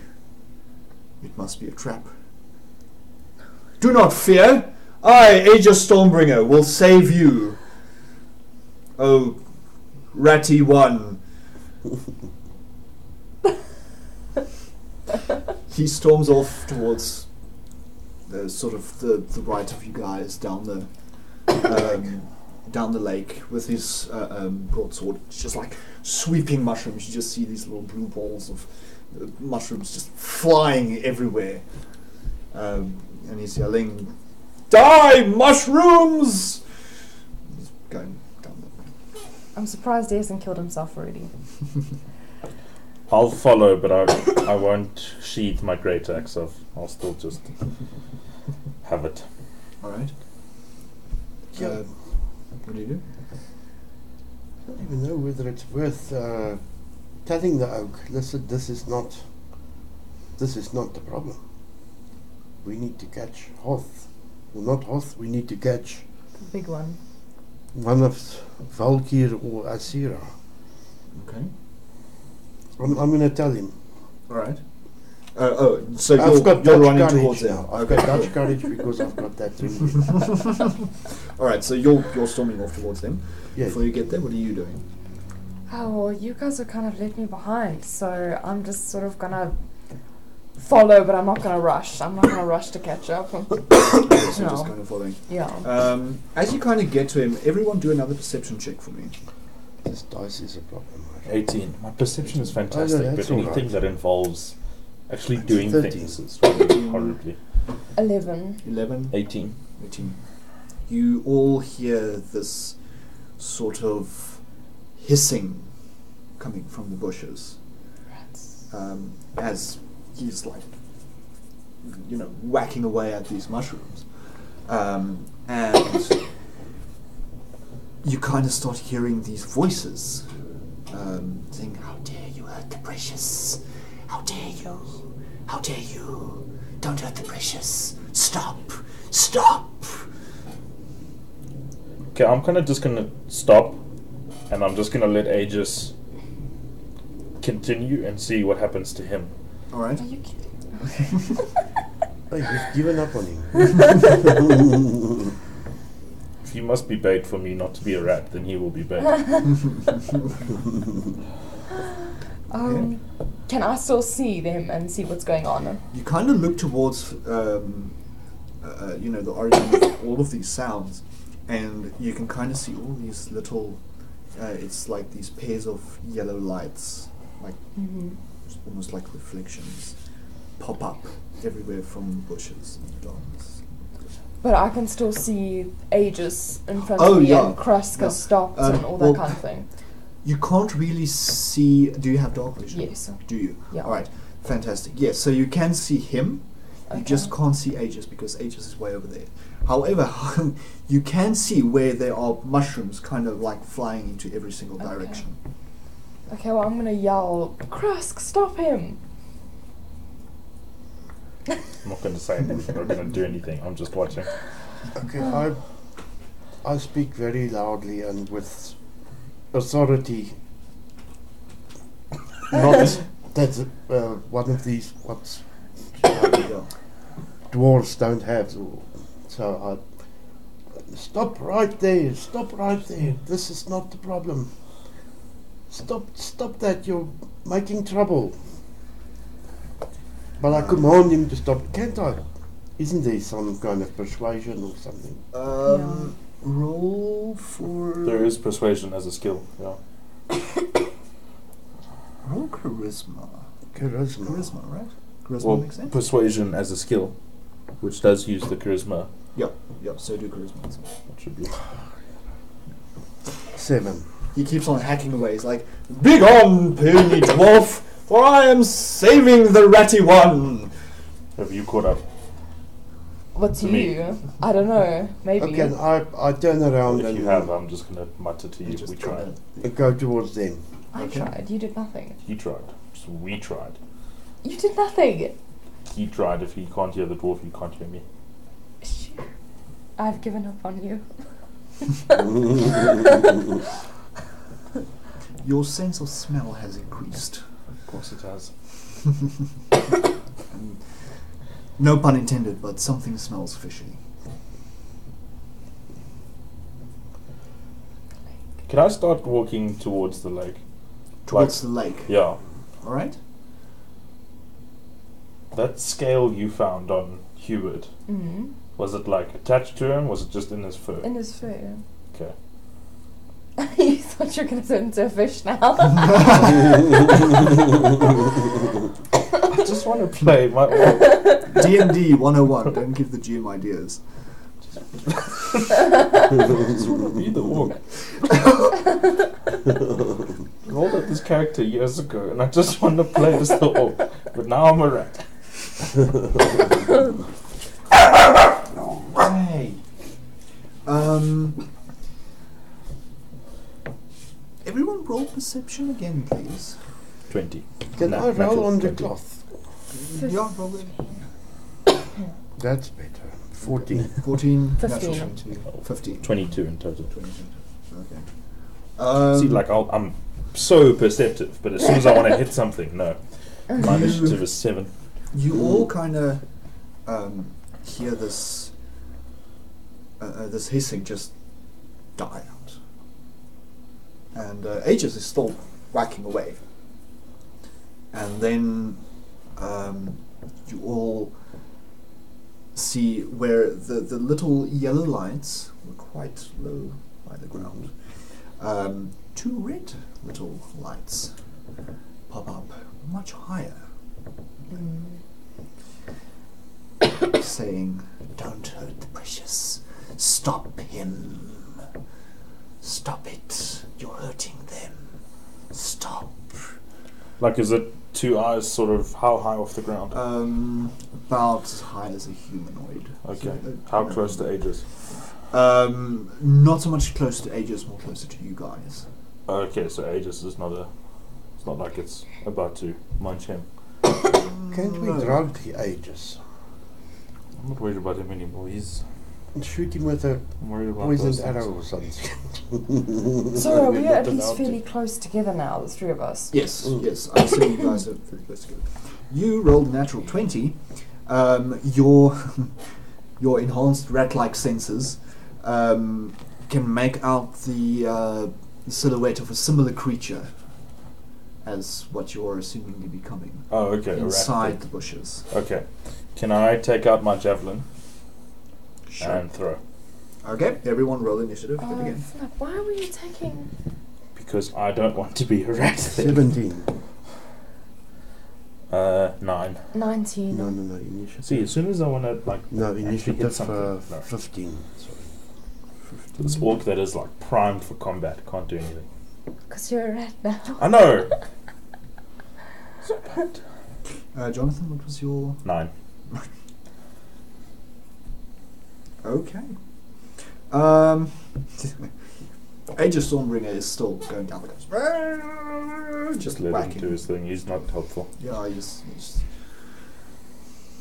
you can kind of see him like swindle this way and swindle that way every now and then as he loses his balance, but he's still kind of going. Hear a splash as he falls. Like, Amy, you're next. Do I have to attack the You big can do thing? whatever you want. You can do whatever you want. Because I would rather try and slow down Aegis. Okay. Okay. It is going to take you 1 round to actually get to him. Yeah. Okay. Okay? Yeah. Alright, so you're running towards Aegis. Are you shouting anything? Are you doing anything? I'm not gonna waste my breath shouting. I'm just gonna try and get to him as Try fast and as get to him possible. as fast Yeah. as possible. Alright. Cool. You're next. well, I'm ready to I'm pulling my rapier out again, and I'm ready to assail that thing with the red eyes. Alright. Bet you it's like a legion of rats and that. You want to attack it? Yes. You can attack it, but you're going to have disadvantage because you can't see exactly where it is. Oh goodness. You can sort of make out where it is in relation to the eyes, but you are going to have disadvantage. Okay, so I Do you say mind getting me some cross. my combat's next? Thank you. Can you see where this thing is? It's in the fridge, in the door. He can make out the silhouette. He has a better idea of where Yeah. it is. Casey. He has a better idea of where it is since he can make out the silhouette. So what, are you gonna like shout that to me? Yes. And obviously I haven't thrown the javelin yet, but in this whole round of combat, as I'm about to throw, I just shout, just aim for the eyes! Okay. Can I see the eyes? Yes, you can see the eyes. You assume it's the 2 little red lines. Okay. Okay? You So don't I- have disadvantage anymore. You can attack. Okay. So I leap forward and I Slash Smash with your with the- rapier. Right. right. Roll your d20. Can you make out the silhouette now that you're that close? Like rapier close? Yeah, like as Yeah. he kind of gets closer, you can. Okay, that's what is it? That's 13 plus your damage bonus. Damage So, bonus. plus 4. Attack bonus, sorry. So that's 13 plus 4. That's hit. Oh, okay. Okay, so Okay, so roll your damage. Okay. 1d8 plus 2. Thank you. Okay. Oh, that's 9. 9 damage. Holy crap. Take that. Right, so Away you rat. kind of slash into something, and he clearly hit it very hard. High pitch screech. Yeah, there's a high-pitched screech going, "No, don't! I beg of you, don't!" And I say, then you will tell us where to get the big one. Okay, hang on 1 second.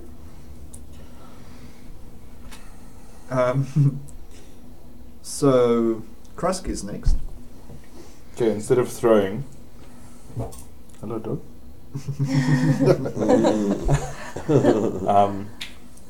Instead of throwing, I'm getting licks even. Hello. Oh, Just get made used to friends.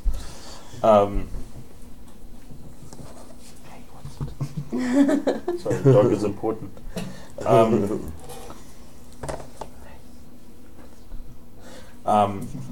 I'll still hold the javelin ready to be thrown, but I'll shout, "What are you?" No, okay. I'll tell him to come closer so that I can get a good look. He doesn't really respond. He's like, he's obviously very insulted because the dwarf just attacked him with a rapier. Yes. So he yells back, "Never! I will never tell you." Nice work, guys. He said never. I'm going to throw the javelin. Throw the javelin. 10. 10 in total. Yeah. That is a miss. Of course it is. You kind of throw the javelin into the dark. You kind of you see the two little red eyes kind of do that, no. Turns like, and then you see this from there. okay. Okay, I want to zap him again with my rapier. Okay, when Well, we get back yeah. to initiative. Okay. So we're going down the initiative track. Okay. Okay. So that's it.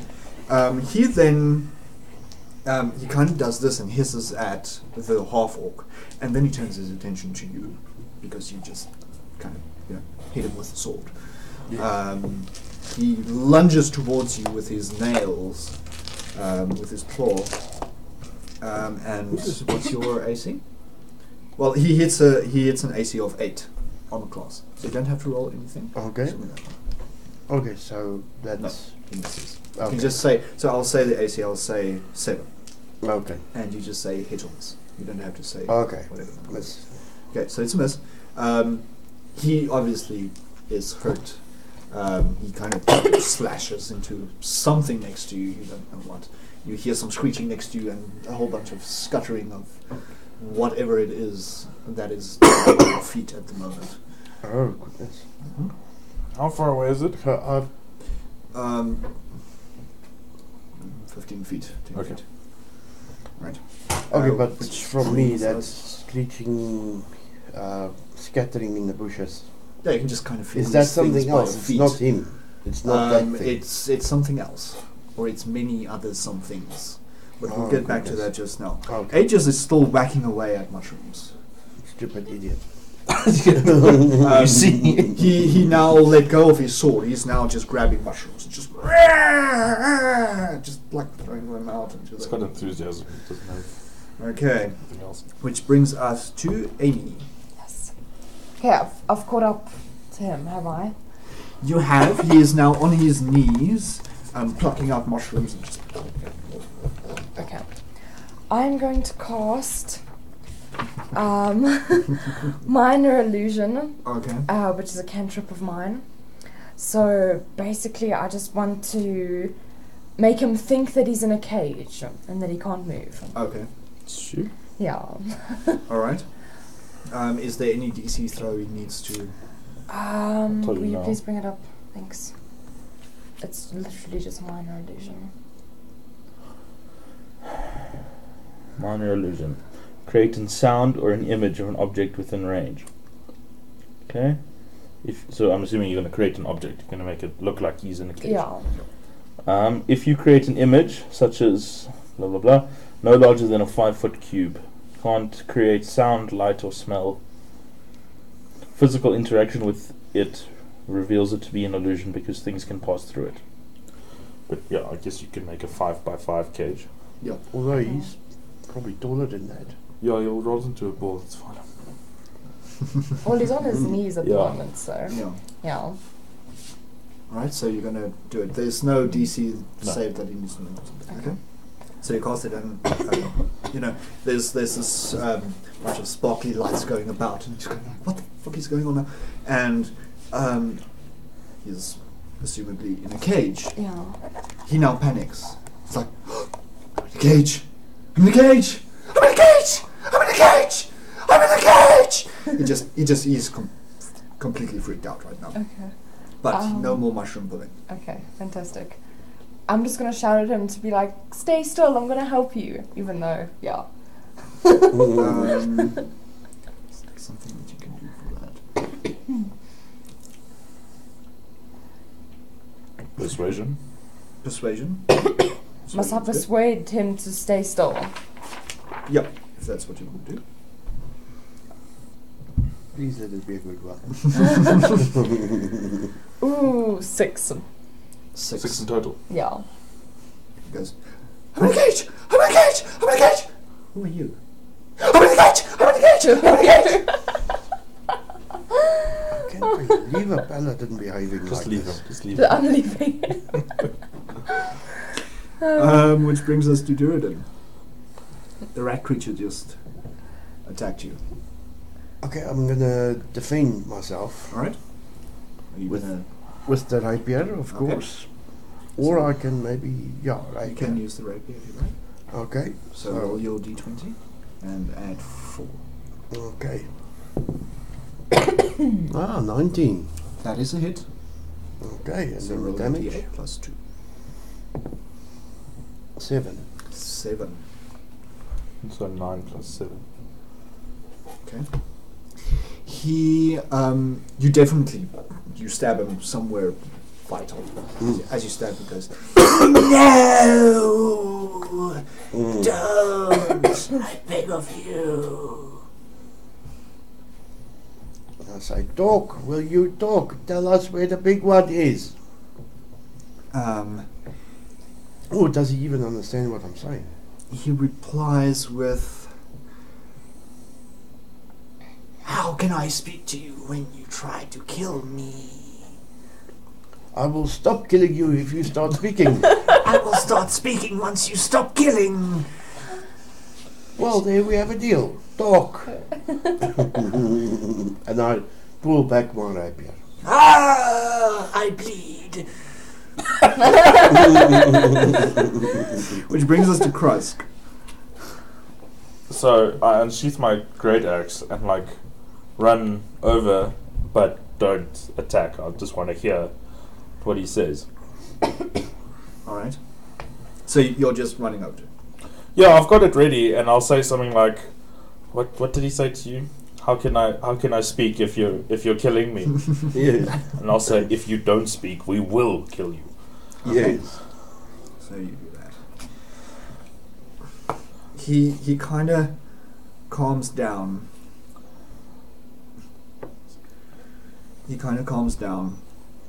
And he looks over at the gnome and the paladin freaking out, and he realizes, okay, cool, the paladin is at least not Uprooting mushrooms. Doing the yeah, mushrooms. uprooting more mushrooms and everything. He's like, I shall speak. He looks at you, specifically at you. He goes, Put your hand in front of your mouth. When you Die quietly. That's better, thank you.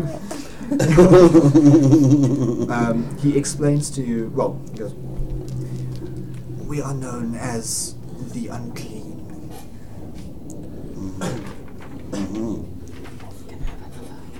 We stem from the cursed mushrooms that grow on the shore. Many years ago, after the battle of the three gods, strange sort of mushrooms started growing around The lake. the lake.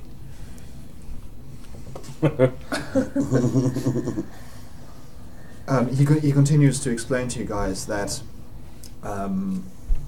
it was at first a human being who just ate a mushroom. And he explains to you that he is known as the first, or the big one. He ate it first. He was the start of everything. And it is his and his kin's duty towards whatever power manifested these mushrooms to keep the mushroom population alive, because that's all they can eat. Oh. Without it, they will die. So tell me, who is this god that commandeth you? What god? From the lake.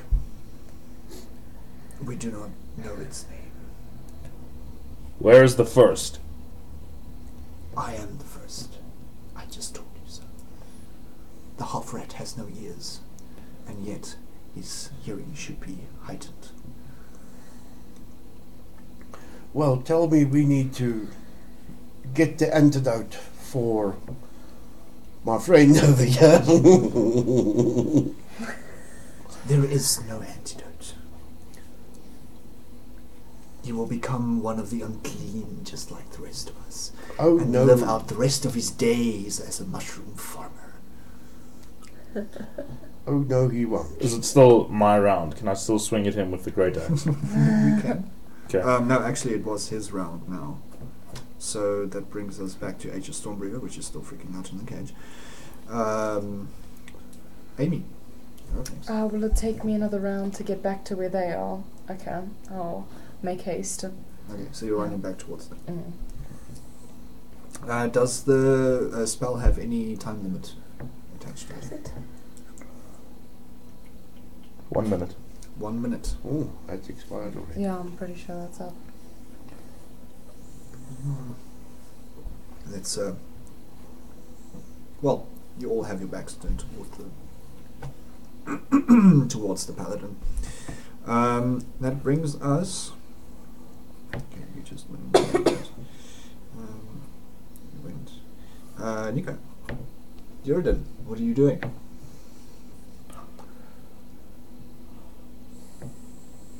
I'm saying that one of your kind told us there is a cure for this. Lies, he says. It is not lies. It is not lies. You must have that cough checked out. You No, caused the kidding. cough. Like, I grab my rapier. You what? I grab my rapier. sorry. Okay. Okay, I don't know what further to tell this. I'm getting pretty. Okay. Let's So that Jonathan, that brings us to Krusk. We were told to kill the big one and this curse would end. Lies. Lies.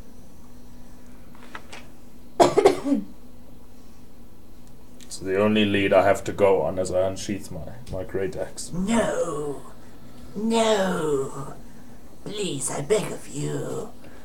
Tell me how to cure it. There Last is chance. no cure. Gonna swing. Okay. Can say? 8. 8. That is a miss. Yes. Okay. He I think it's just He- not your night. No, it's not. he somehow, by some weird miracle. Wait, hold on. Is he prone on the ground or is he standing? No, he's standing. Oh, okay. He's standing. By some weird miracle, he dodges the attack. You don't know exactly how. You're not entirely sure. Maybe he disappeared or he phased or something.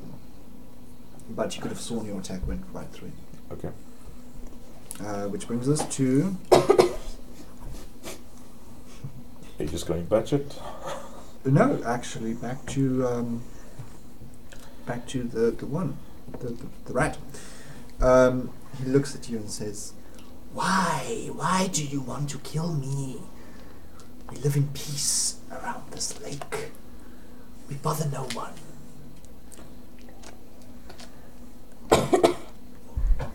We were told to cure this curse, we had to kill you. Lies. Lies. I'll test that theory myself. Right. So that brings us back to Major Stormbringer is now going, "Where'd the cage go?" Which brings us to Amy. Have I reached them You yet? just reached them. Before I do anything, can I speak to the first one? Okay. See, we have stopped the mushroom picking. Thank you. See, this one knows. She knows. And she knows what the cure is, as you're lying.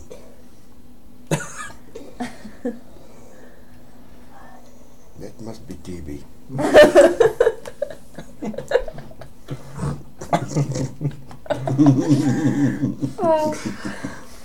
All right. You say that there is no cure, and you say that you live in peace. It is true. But it is not like there are any warning signs to any unbeknownst person that comes and eats these mushrooms. It seems to me that you want everyone to turn into rats. I'm Yeah. a rat. Does this look like it can write? I have no opposable thumbs. You could have done something. Scratches in the sand would have worked.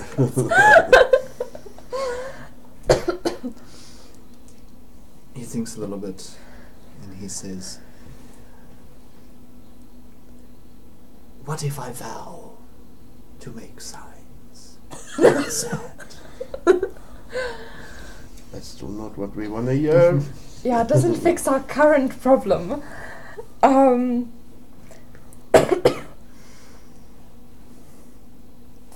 You say you don't know what power is over this place and over the mushrooms.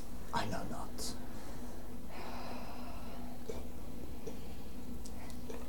You're lying. He knows. Can we do a test for lying? Yeah. What is that? Insight. Insight. You can do an insight if you want. Hopefully I score high. I'm still gonna swing. 5, He's telling the truth. as far as I know. That's Yeah. fine. Okay, never mind. Okay, so we'll get back to you just now, Someone else which do comes insight. down to Duridan.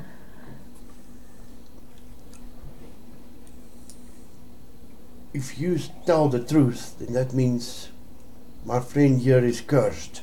I speak the truth, I swear. Then what about... What is that horse's name? Hubert. Hubert.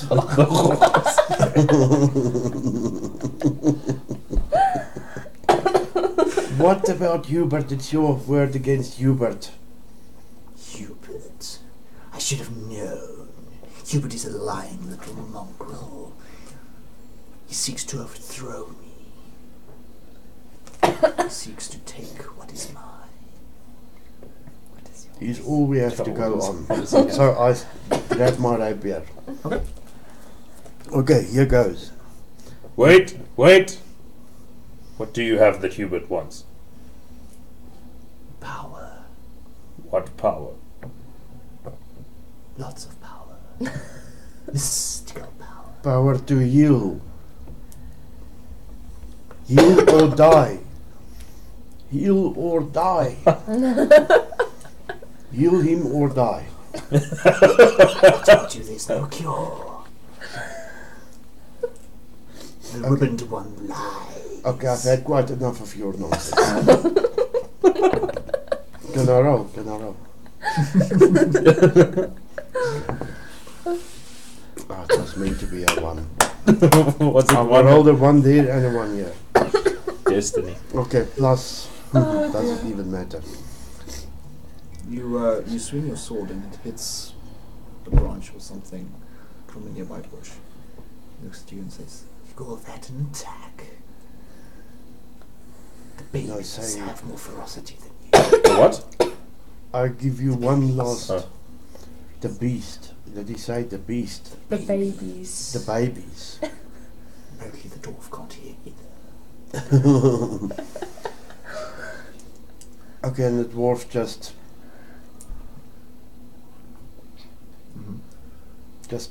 puts away the rapier Okay. and says, "For God's sake." Which brings us to Krusk.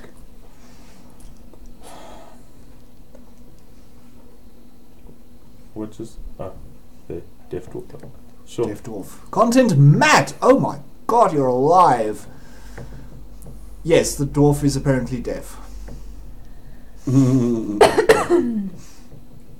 That wasn't. Why is it in the middle of the chat? That's at 9:37. Yeah, but then the chats around it are at like 8:37. Yeah, I think Richikun sent the same messages again. Oh, Okay. okay. Oh, there, I that's think, now. or a glitch Yeah. or something, but Probably. I don't know. Anyway, oh well. Okay. Trusk. Well, how do we know we can trust you? You don't. Just, please, sir, I beg of you, do not trust the one called Hubert. I sheath my great axe. Stuff. This is very difficult.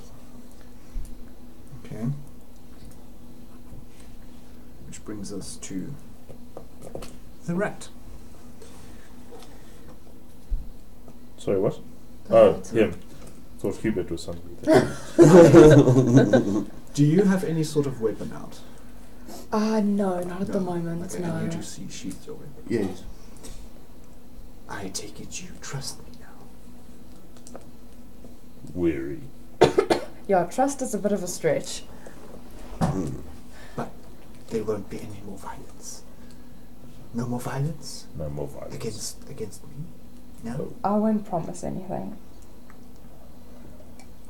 Very well. Out of nowhere, Hubert. you hear, "Oh, die, heathen!" And you basically see this beautiful, bright silver sword glancing in the moonlight as it comes by and decapitates the rat. I have slain... The beast. What is that? Does anything happen to Oh. me? Are you two related? So no. I apologize.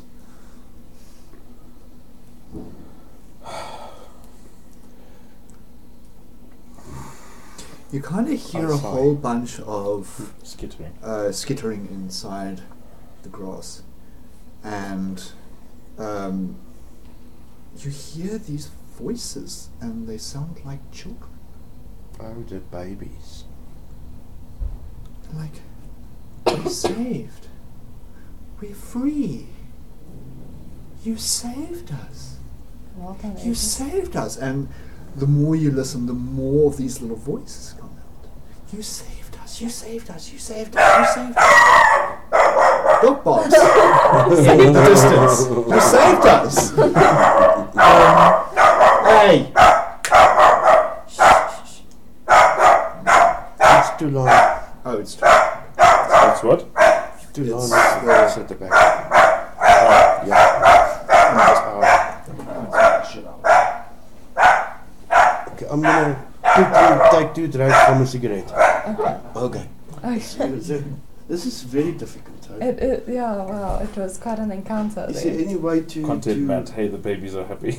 Is there any way to talk talk to the DM about it. Baby rat dogs. You can't have a first session without putting your players in a moral dilemma. Yes, baby rat dogs. All of the baby rat dogs. Babies, rats, dogs, and baby rat dogs. Okay. And all these little children kind of come swarming towards Literal ages. children. Children. Oh my word. Children Okay. of all ages. 3. They can walk at 3, yeah. Yeah, it's 3, 10, 5, 6, 7, 8. Up to about as best as you guys can guess by human standards, about 13 or so. Yeah. They just all come swarming towards ages. You saved us! You saved us! Does anything happen to me?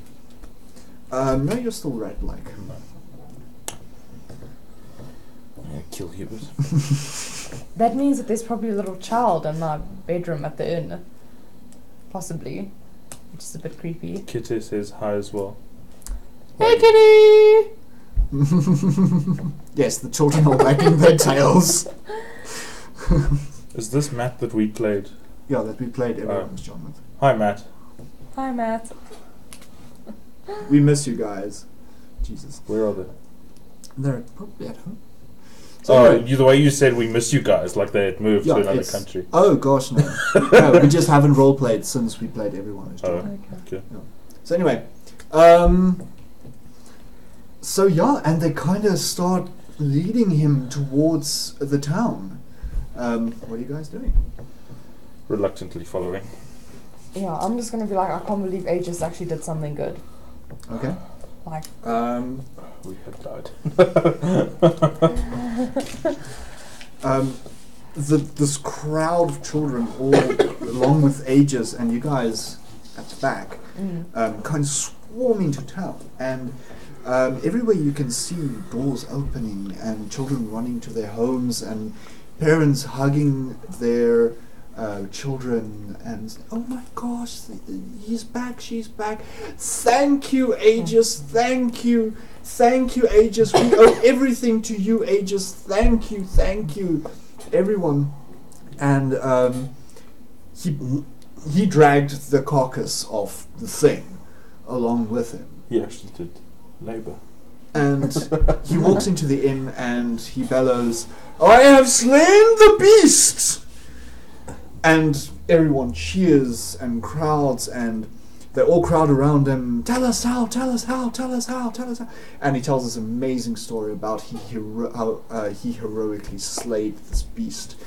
All of my companions were trapped in cages, but no, I did not lose heart. I looked the beast straight in the eyes and said, Die, heathen! And I slashed his head off like a hot knife through butter.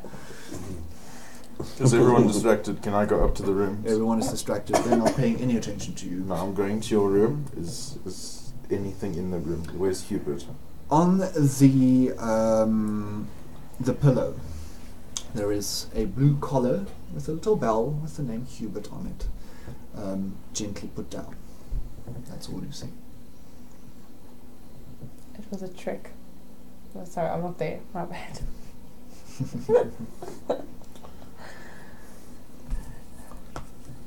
Hubert!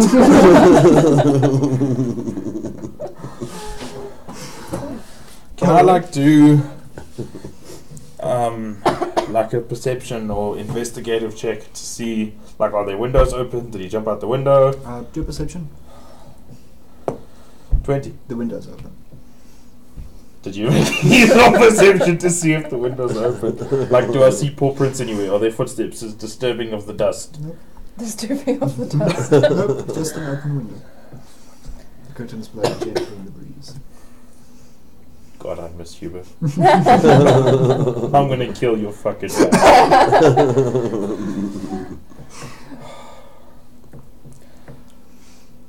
Okay, well, I guess I'll go back downstairs and tell you. It was a trick, obviously. He obviously knew that this would happen. I'm sorry. We tried, yeah. We tried. Maybe we should just go eat another mushroom. I mean, it couldn't hurt. In for a penny, in for a penny. No. You can eat a mushroom. Down in the inn, you can hear patrons start going, "What is this crap? This is not the mushroom ale. What is this? What is this? I didn't order this. This is water. Magic This is slime. sludge. This is snot. What is this? Where is the mushroom ale? Where is the mushroom ale? Where is the mushroom ale?" Aegis is yelling along with it. "Where's the mushroom ale? Where's the mushroom ale? Where's the mushroom ale?" The mushrooms must have like disappeared or I don't know. They lost Ask their- the barman what happened. What? Say again? I'll ask the barman what happened. Okay, so while you're down there, what are you doing? I mean, we're all still down in the inn, so we have all this shouting. I'm just.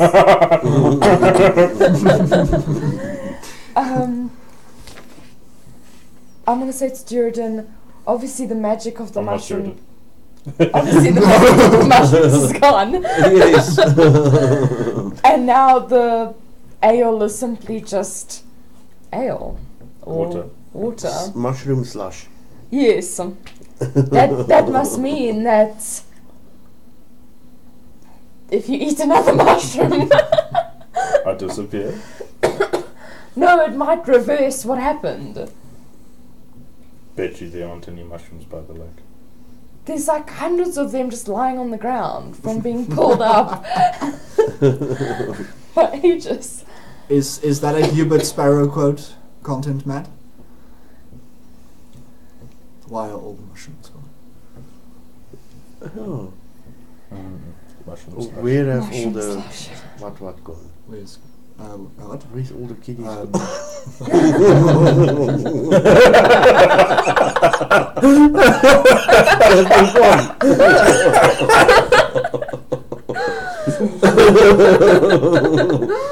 They've all grown up. It's all with the bones. And then Okay.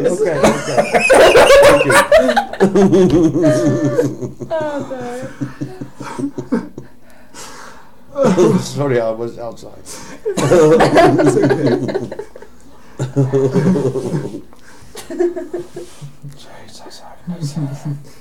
All right.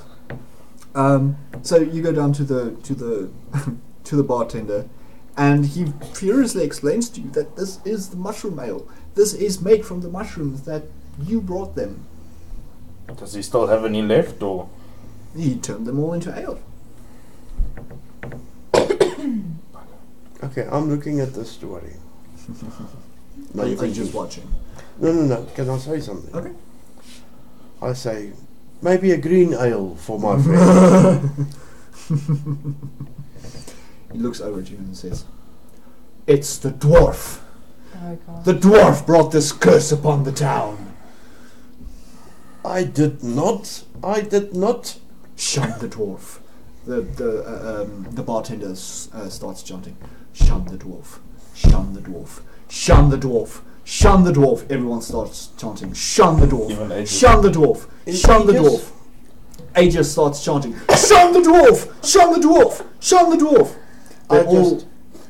They all shun you all out of the inn and out of the town, Out of the. out of the gates Oh my of the And how town. late at night? What, the three of us? This is probably 10 or 11. All three of you. All three of us. All three of you. Okay. You are related to the dwarfs. Screw getting paid by the king. I'm gonna go fucking go back to the lake. Y'all screw Asians. No, fuck this shit. I am not being a rat. Like, money comes second to being a rat for the rest of my life. Orc lives matter. Yes, all lives matter. All lives matter. Very good. Yay.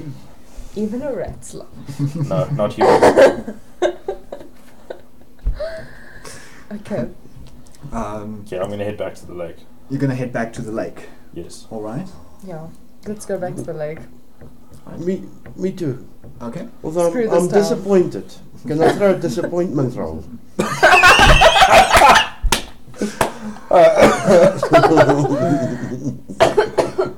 No, don't worry about it.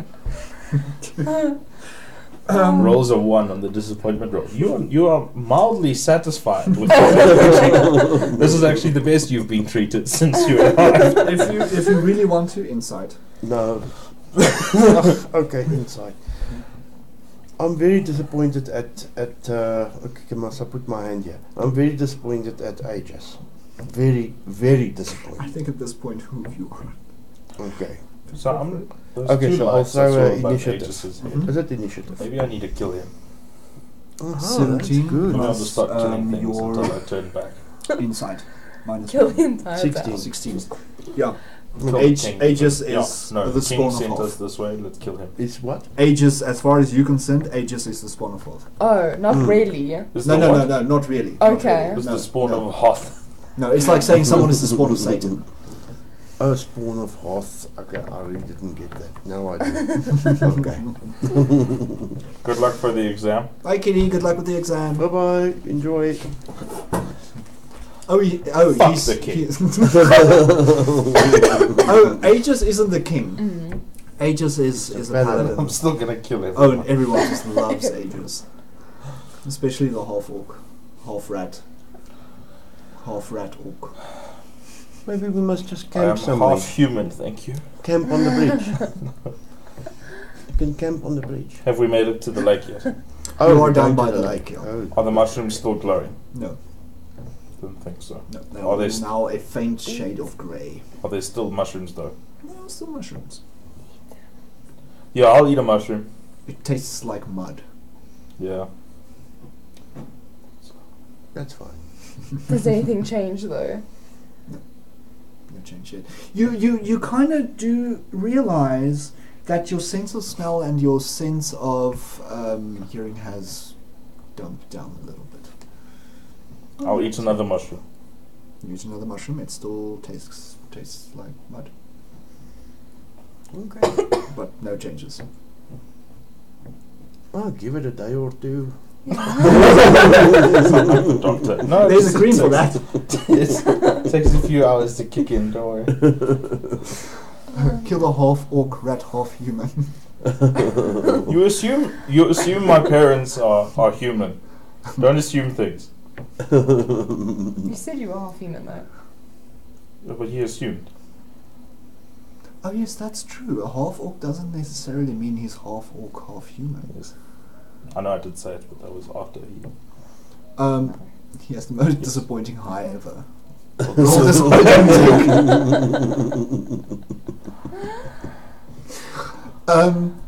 Matt, to be honest, the closest that we have come to PvP, and yes, I am looking at you guys, the closest we have come to PvP in this game was a horse kicking a half orc in the face. That's the closest we've come. Roll disappointment check. Right. So What did you get? 3 on a D12. So Disappointing. you're reasonably satisfied. Yeah, not too disappointed. Just content. Okay. All right. So are you guys I going to have camp bigger by the things lake? to kill. So I'm replying to Matt. Oh. Matt also rolled. Okay. Are you guys going to camp by the lake? Yeah. Mm. And also, I'm gonna sing everybody a song too. Ah. Yeah, I'm not camping by the lake anymore. I forgot about my. I forgot about my. Your inspirations and things. Yes. That's okay. That's My okay. next time Things- I'll remember. it was in the heat of the moment. There were rats and Mm. eyes and a crazy paladin and all kinds of mad stuff going on. So it's okay for a bard to forget his loot every now and then. Okay. I had my loot all along with me through all of this. So are you gonna sing a song or something? I'm gonna sing a. I'm just gonna play. I'm just gonna play a nice tune to make Cross feel better, and Loopy also better. The nickname stuck. All right. So are you guys camping there? Yeah. I'll keep watch. So. No, wait. Oh, are you guys? Yeah. Wait. I'm gonna keep watch. Wait. I want to go back to the inn. I paid for a room. They Yeah, chased us Mom. at the town though. I paid for it. You can go back by yourself. Okay, yeah, let's camp by the lake. I'll keep. You're going to take first watch. Yes, I'll He will spread the curse with his song. Okay, I'll take second. Okay. Okay, but someone Okay, needs must I to stop watch playing? though. Must I stop playing? No, no, no. Wanna play? No, they don't like me playing. No. Okay. Just Since don't when call does me that stop Loopy. you? No, it's Okay. no, it's the town. That's all. Okay. It's okay. It's just the thing. So I relax everybody with my With your song. That's green the way, sleeves, Green sleeves. or the Okay. equivalent Lovely. in the year. Fantastic. All right, so you all go to sleep, keeping your various watches in the morning as you kind of busy packing up camp. Everyone roll perception. Please be Cupid. 16. 12. 12. Where's perception? Perception is There we go. -1. 10. 10. You all hear a rustle in the bushes. Not again. Russell, is that you? Who goes there? I was literally gonna say that. You hear, Cool. crap! They hurt me. He just. Oh no. You Content Matt says sorry, Dwarf Bard. He Okay. apologized. Okay. Cool. Yeah, if I kill the whole town, I'll get massive XP. I think commoners are worth like 5 though, so I'd have to kill about what? I'd have to kill about 50 of them to get. No, like 75. I have to kill 75 people to go up 1 level. Well, the town's population is 5, which is pretty bad up. You hear a rustle in the bushes, and you hear, oh crap, they hurt me. Hey, Jess. You kind of see Aegis poke out. He's learned from his previous mistake. He now has his helmet in this arm. But the feather is still there. A little bit worn out, but it's still there.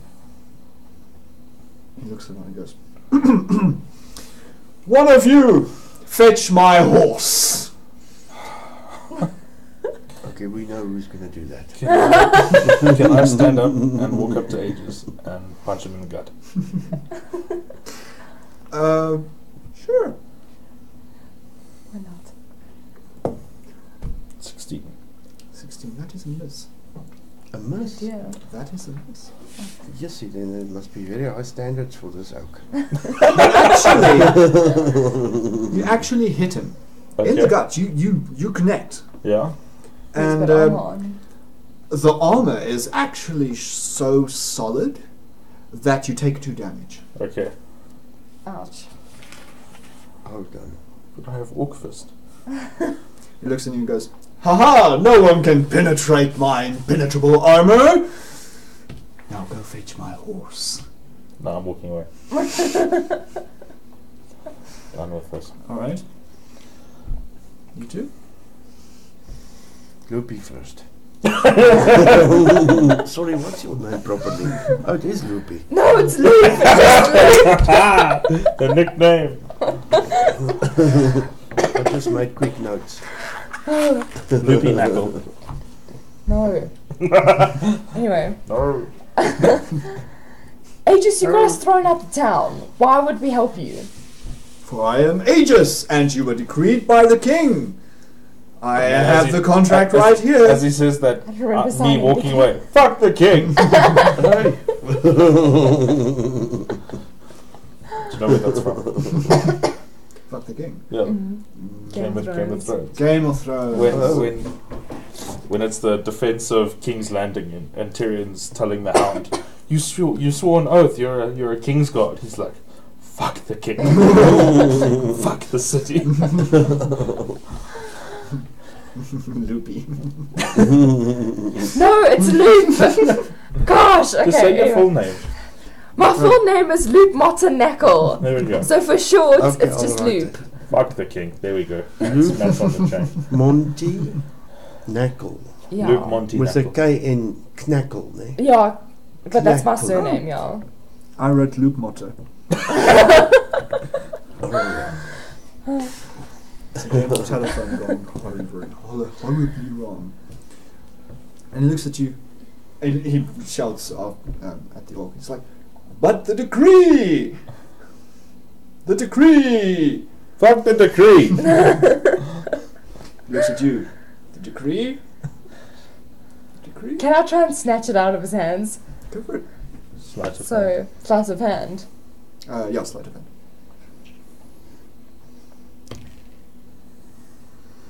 17. You snatch it out of his hands. Yes. Can wrap it up. The decree! The decree! Give me the... Give it! You tear it up? Yes. No! The decree! The decree! He's... As you kind of throw it down to the ground and stuff, he's like, "No! The decree! The decree! The decree!" He's like desperately grabbing the pieces of paper going, "The decree! The decree!" He looks at me. "You tore up the decree! The decree! The decree! The decree!" What are you doing? I'm just doing. Bad ages. There's nothing I can say. There's nothing I'm gonna say. Okay, well, I'm he's just- going after the decree. I'm sort of gauging the, I'm taking a survey of opinions at the moment. And as the half orc, who actually is now once again a half orc, and not Oh, half orc, fantastic. half rat, half whatever else. Still he gonna was, kill Hubert. walks away, unknowingly that he still has a tail. The camera kind of pans back over Sorry, what? the camera. Oh, do I Hands still have a back. tail? Eh? Yes, you have a tail. Okay, but am I hairy? No, Is my you're nose normal? perfectly fine except for the tail. Is it a rat-like tail? It is a rat-like It is a tail. rat-like tail. Yes, it is a I rat-like can tail. probably have it amputated. It'll be fine. The camera pans back over the lake as Is my nose normal? Your nose is fine. Okay. As the orc walks into Maybe the if I eat distance, another 3 mushrooms. and the gnome stands tearing up a decree. The paladin continually grabbing the decree, and the dwarf just kind of stands Keeps there to quiet. get this whole thing out. And that's where we'll end tonight. Awesome. Okay. Aw. Really? That's cool. Aw. Oh, cool. We can continue again at some stage if you guys want to. Yeah. You're more than welcome. I really don't What are you mind. doing? Looking at me and the camera. Well, we haven't even reached the bridge to the Fade to Tower black. of Valkyrie. Right, yeah, yet. the tower. You guys right now are yep, fade to black. You guys right now are there-ish. Oh, okay, so we're close to the bridge. Not there. Not there. There. The pages, the torn pages of the decree. That's over there. That's Flew off in the wind. Flying. There it is, just flying everywhere. I think we'll take him to the tower just because we have to get him there to save the world. He'll probably follow us, though. That's the thing. Yeah, let's go anyway. I'll have a swishing tail. Stay tuned for more adventures of Orkrat, Dwarf Bard, and Loopy. Oh my god. Okay, can we speak normally? I'm afraid at the what do you call it, the disenfranchisement of dwarves. Feeling discriminated I'm against. so sorry. It was. Dwarf lives matter. I'm so sorry. Are you? Everyone who role plays with me kind of knows that I make crap up as I go along. So the reason that I did it was to kind of play you up on your charisma skill. Oh, that didn't So help, I was eh? hoping that you would use your charisma to actually convince people, but the dice was just against you. Yeah. The dice was Me. just against you. And by the time that with the mushrooms and everything, it seemed logical that everyone would be like, "It's the dwarf." So it was completely logical. It's not that I was picking on you or anything. Okay. It was Just picking on your how character. The game went. Okay. Yeah. Okay, no, because I was getting worried that I'm No. gonna sickle getting drinks at taverns from now on. Well, you got some At least absinthe. I got some absinthe. Yeah, you got some absinthe out of the pub. It cost you a fortune. You probably, a normal human could have probably bought an entire bottle of absinthe for the amount that you paid for one shot glass. Spared no expense. No expenses spared. Dwarf charisma. Note to self, write a D&D Jurassic Park module. Yes. Alright. And that's Absinthe it. for the win. Hey. Absinthe. He knows about absinthe. Who doesn't? The Green Fairy, right? Okay. So yeah, Great. thanks to everyone who tuned in. Thanks, Content Matt, for tuning in. Where's my raptors? Crossbow ride raptor. Matt, if you look at the map, just because you're kind of here now, I don't know if you joined up earlier, but if you look at the map, the Lake of the Three Gods, that's the lake that you guys went to, where the Battle of the Three Gods happened, where Valkyr, Asira, was it? And Hoth Asira, yeah. had their big three-way battle, and you guys were caught up against it. It is where you guys went afterwards, where the Murloc creatures killed you, did a total TPK on you guys that night that you joined us. It's not a TVK. That's that very Total same. party kill. Oh, the same lake, Oh, but yes, it's with the same lake. Ho in, yeah. It's the very same Yeah. lake. Okay. And the old ones. But yeah, Kolth, yes, Jonathan, it was the same town that you guys did the session in. As soon as I saw the rat, I was like, motherfucker. These fucking were-rats. Yeah, they were dire rats, and the big one was a were-rat. Yeah. The big one was a were-rat. We're at, okay. Yeah. Okay. And that's it. This was good, but I want a printed copy of this, I'll please. print it for you. Yeah. Ah, buy it I'll on. print it for you. Buy it on means thank you very much. So Oh, great. I'm assuming that you guys want to continue these sessions. Yeah. What are your schedules like? What do you see? How's your times and stuff? Thursday like? night's work. Thursday nights?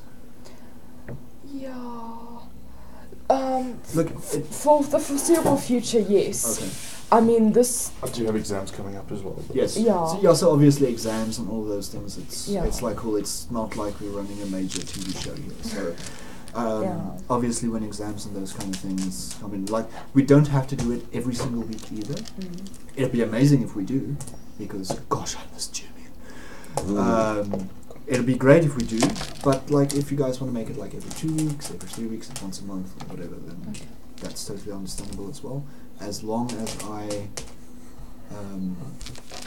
get some GMing done and all those kind of things, like then I'm happy. Could be a major TV show. Oh, goodness. It could be a major TV show. Next time in Dungeons and Dragons, the Paladin, the Tower, and everything in between. Season 1. And the Tower of... Season 1. And the bridge. The bridge. The bridge! Don't forget the bridge. That's quite a nice little bridge. Looks like China, you know, that... Looks like looks like that bridge in The mall. the The Emperor's wall. Palace in China has Yeah. such a bridge. Oh yeah, With the 13 arches or whatever. I hand drew this fucking map. Very nice. Very nice. I mean, I hand drew this poppycock. It's too late to be censored now. Oh hell yes. Is that Also, this is another- live. Is that another lake up there? Yeah, it's a smaller. Oh, okay. It's a smaller. It's more like a. There's like 3 smiley faces on it. Yeah, yes, it is. Henceforth, it shall be known as the Lake of Emotions. It's known as the Lake of Nai. You see, N-A-I. Naya. Yeah. Let's do Naya. Lake Naya. of Naya with an H. Poppycock. So yes, poppycock. Gosh, I still have that on my channel. Yeah. It's still there. It's still featured on my channel as well. It's still there. And if you guys want an archive of this recording, it shouldn't be a problem getting an archive to you guys. Jonathan, I said, there. I know you said you guys we're thinking about the YouTube channel as well. So you guys are welcome to. So I've got a channel. Share. Yeah. And any video that I'm in that's on someone else's channel, I've got a playlist on my channel called featuring videos or whatever. Yeah. Okay. That's And fantastic. the original one is on. Yeah, on their channel. No, the Oh, everyone is okay, John yeah. is on my channel. Oh, is it? Yeah. Okay. It's featured. It's in You're my welcome playlist. You're welcome to rip the video, or if you really want to bring a hard drive over or something, and we'll copy it off for you. Add the links to the description in future. Yes. Also, Matt, please give Ant my thanks for. Please give Ant my thanks for sharing the stream on her pages and stuff. I really do appreciate it. Also, I should look there and not there. Cameras. Anyway. All right. Well, Okay. that's it. I think we're going to Great. sign off now. Yeah. Thank you guys for coming through. I really do appreciate it. Thank you for joining. Um, I'm sorry. I'm so sorry that everyone was being racist against dwarves. Oh. It just kind of happened. It really just kind of happened. I'm gonna kneel instead of stand when they play the national anthem. Oh, you're going to just sit. Yeah. Doesn't make a difference. He's still the same height off the ground. If you really want, we can roll you up a different bard.